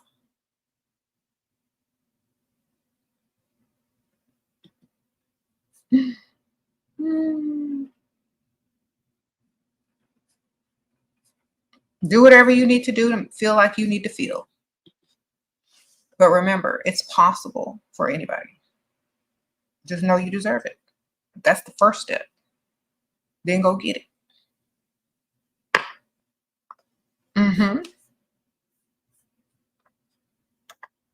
You got to know you deserve it first. Otherwise, you won't know how to go get it.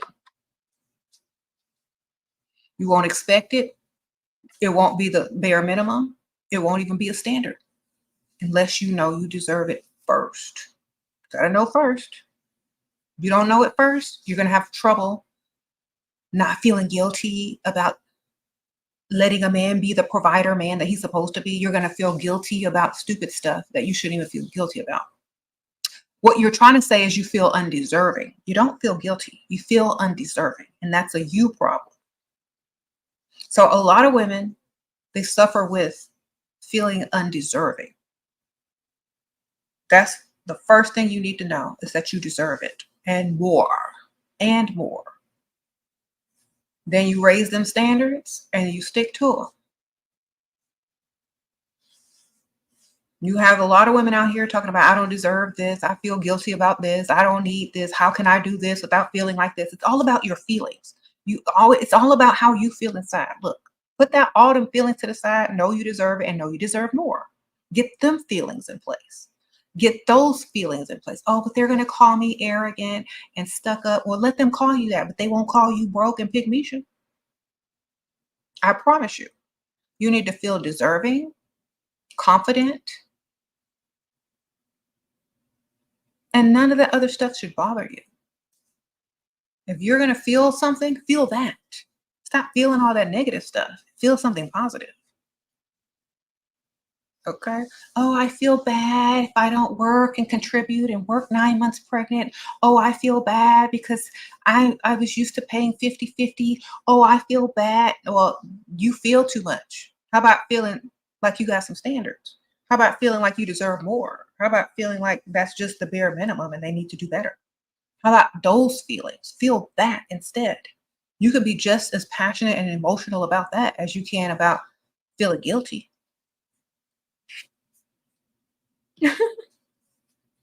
All right? Feel different. Change how you feel, and you're going to change what you attract. If I feel like I deserve the world, that's what I'm attracting. If I feel like I deserve what I said my standards were, that's what I'm attracting. So I feel like I deserve it all. All. Whatever I need, whatever I want. I deserve what I want. I deserve what I think I want. That's it. Okay. You said exercise these pygmalion demons out of you. Exactly. Okay, hi Shira. I met a man online that says he's a Nigerian prince and wants to get an apartment for me. What are your thoughts? Okay, if he's a Nigerian prince, he should be able to get a house for you. Uh-oh, Melita, sprinkle, sprinkle. I love you. Any advice for aspiring creators like me? I'm 33, separated, lost 80 pounds, and want to empower women by sharing my journey and growth like you. Okay.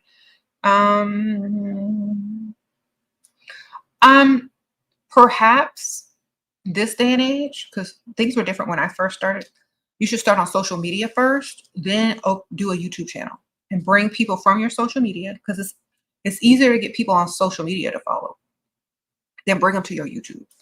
Back in the old days, it was the opposite. So start on social media and then bring them to YouTube and then monetize your channel.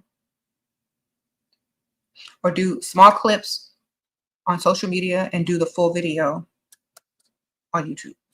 Sprinkle, sprinkle.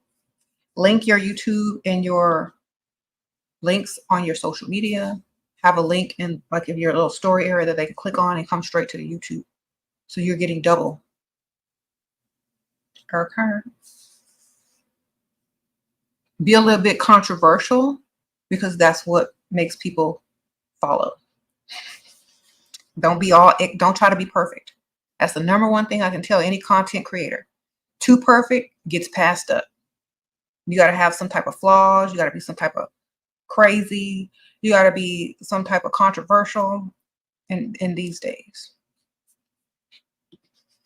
But I was already that naturally a long time ago, so I didn't really have to do too much. Okay?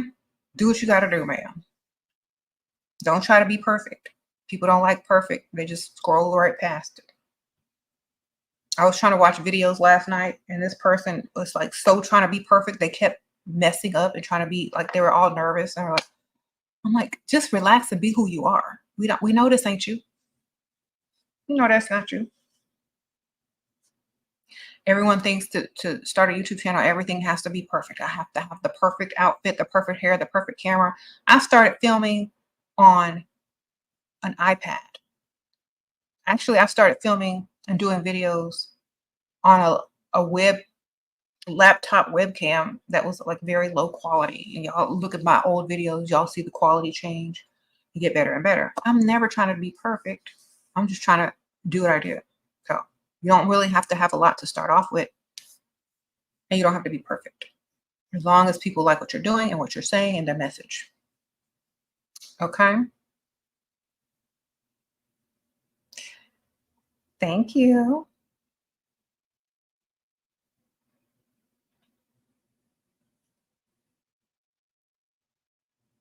What are your thoughts on pixie haircuts? For if I don't know. I as my with my facial structure on me, I could never have one. But I do feel like some women it looks cute, but a lot of men in general, if you're trying to attract a man, they like a little bit longer hair. So if you get your hair cut short, make sure you got some wigs to go with it when you don't feel like wearing it short. It's always good to have options to change it up. Get you some wigs if you want to cut that hair. Or if it's already short, get you some wigs for backup. I have so many wigs, it's crazy.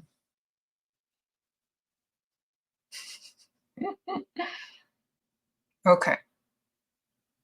Remember, just have wigs and just have options. The best thing to always have are options.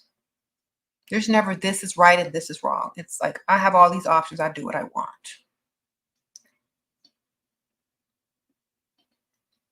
Okay.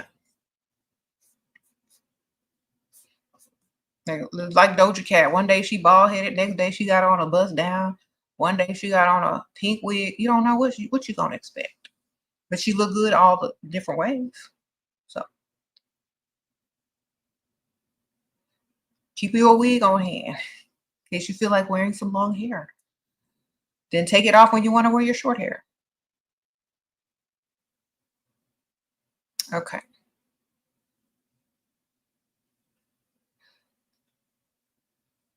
SHERA, you keep your hair long, gets more treatments all around. Yes.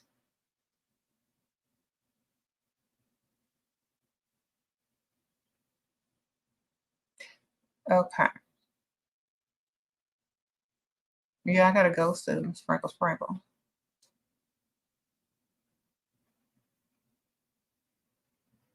Mm-mm-mm.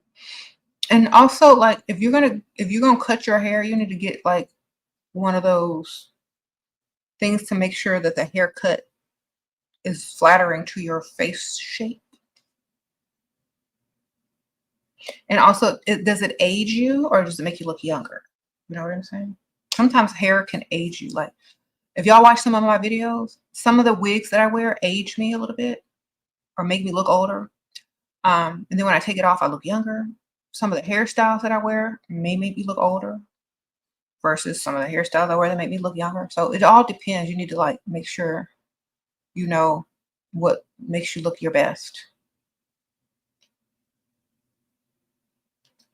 Um,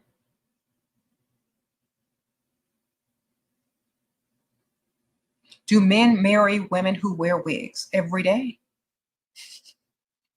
They sure do. Some even pay for the wigs. All right. It said, what hair length is ratchet? The one where you don't feel comfortable everywhere you go. So if you can't take your hair length to the rich side of town, then you got to feel some type of way about it. Sprinkle, sprinkle. How about that? Measure it by that. If you can't take your hair to the rich side of town during the daytime, you might want to think about it. All right. Hope that helps.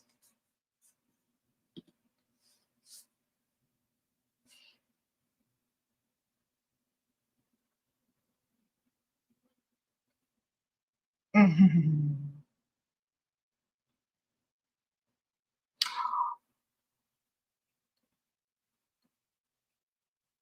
Mm, men don't know what natural hair is, honestly. They're just going by what looks like natural or whatever.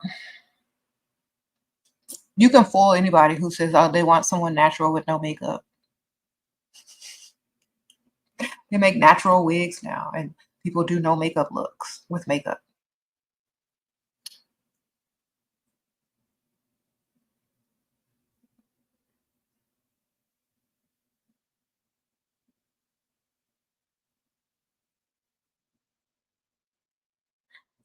And also remember this, depending on who you're trying to attract, the length of your hair is also important because, like, who are you trying to attract with a buzz down?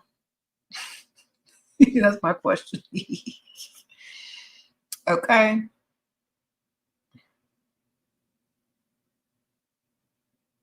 Who are you trying to attract with a buzz down? That's my question.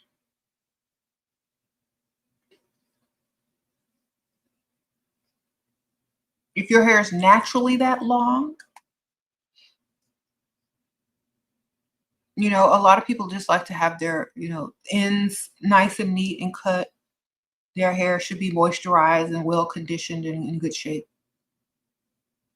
You said a rapper want to bust down?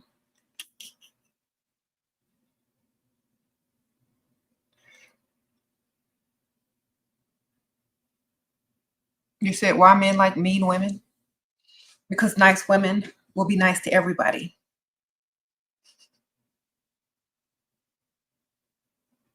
Nice women are people pleasers. Nice women get boring fast. Nice women won't challenge you to better yourself. Nice women will not tell you the truth when you need to hear it. Okay.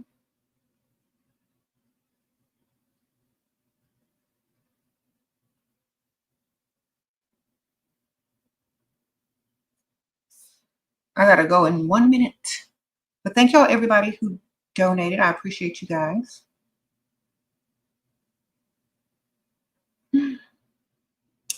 Remember, level up. Keep your standards high. Stay in your dust-free era. Get your merch. If y'all don't have the Sprinkle Sprinkle tumbler yet, y'all need to go ahead and get that. Um, drink your water. It's good for your skin. Here's a link to my shop for a lot of the stuff that I showed in the beginning of the video. It's also the channel merch, so you can see some of it on the bottom of the video. Get you your Sprinkle Sprinkle hoodies. This is a cropped hoodie. It's that good thick material. It's matching set, comes with shorts. They come in gray, not gray, beige, black, or pink. Sorry. Get you your tote bag. Sprinkle Sprinkle. If y'all having problems with Pick Misha at work, or put your stuff in here and walk around. All right. If you need to look more professional, get you your Sprinkle Sprinkle golf shirt or your polo shirt. Wear this and Pick Misha will run and hide. Okay. She won't be dealing with you. She know you about that life.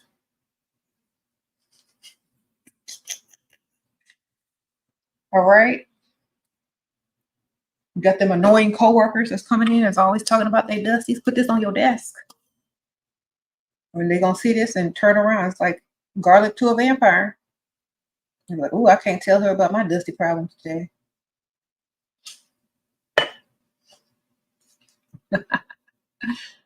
Okay. What else I got?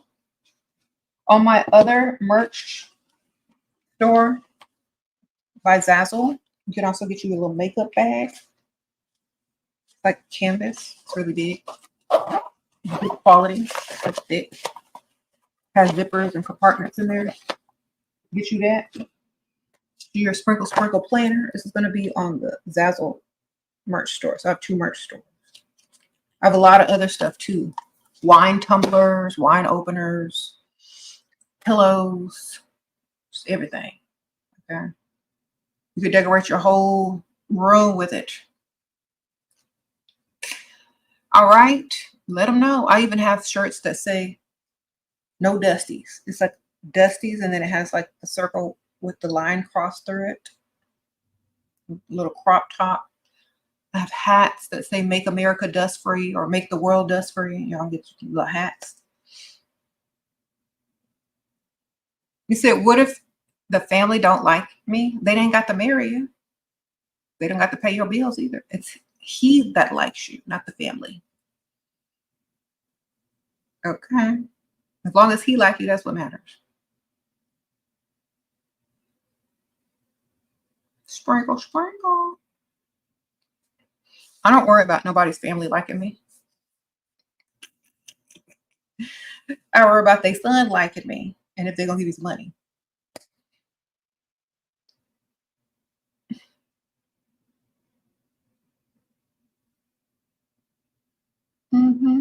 Yeah, you're not going to live with his family. They're not going to be with y'all 24/7. Who cares if they don't like you? They're going to learn to like you if he like you.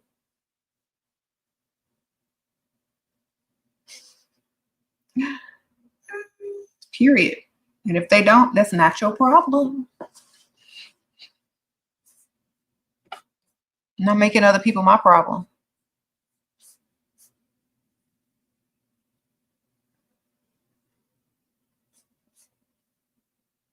All right, y'all. I gotta go. I'll see y'all on the next one. Thank y'all, everybody who donated. Y'all subscribe if y'all are new. Y'all hit the notification bell so y'all can know when I go live. Y'all follow me on Instagram, SheRaSeven. And if y'all are interested, I do like daily posts on my Instagram or uploads or whatever. So y'all follow me there. Follow my little story. And thank y'all for being here. Bye.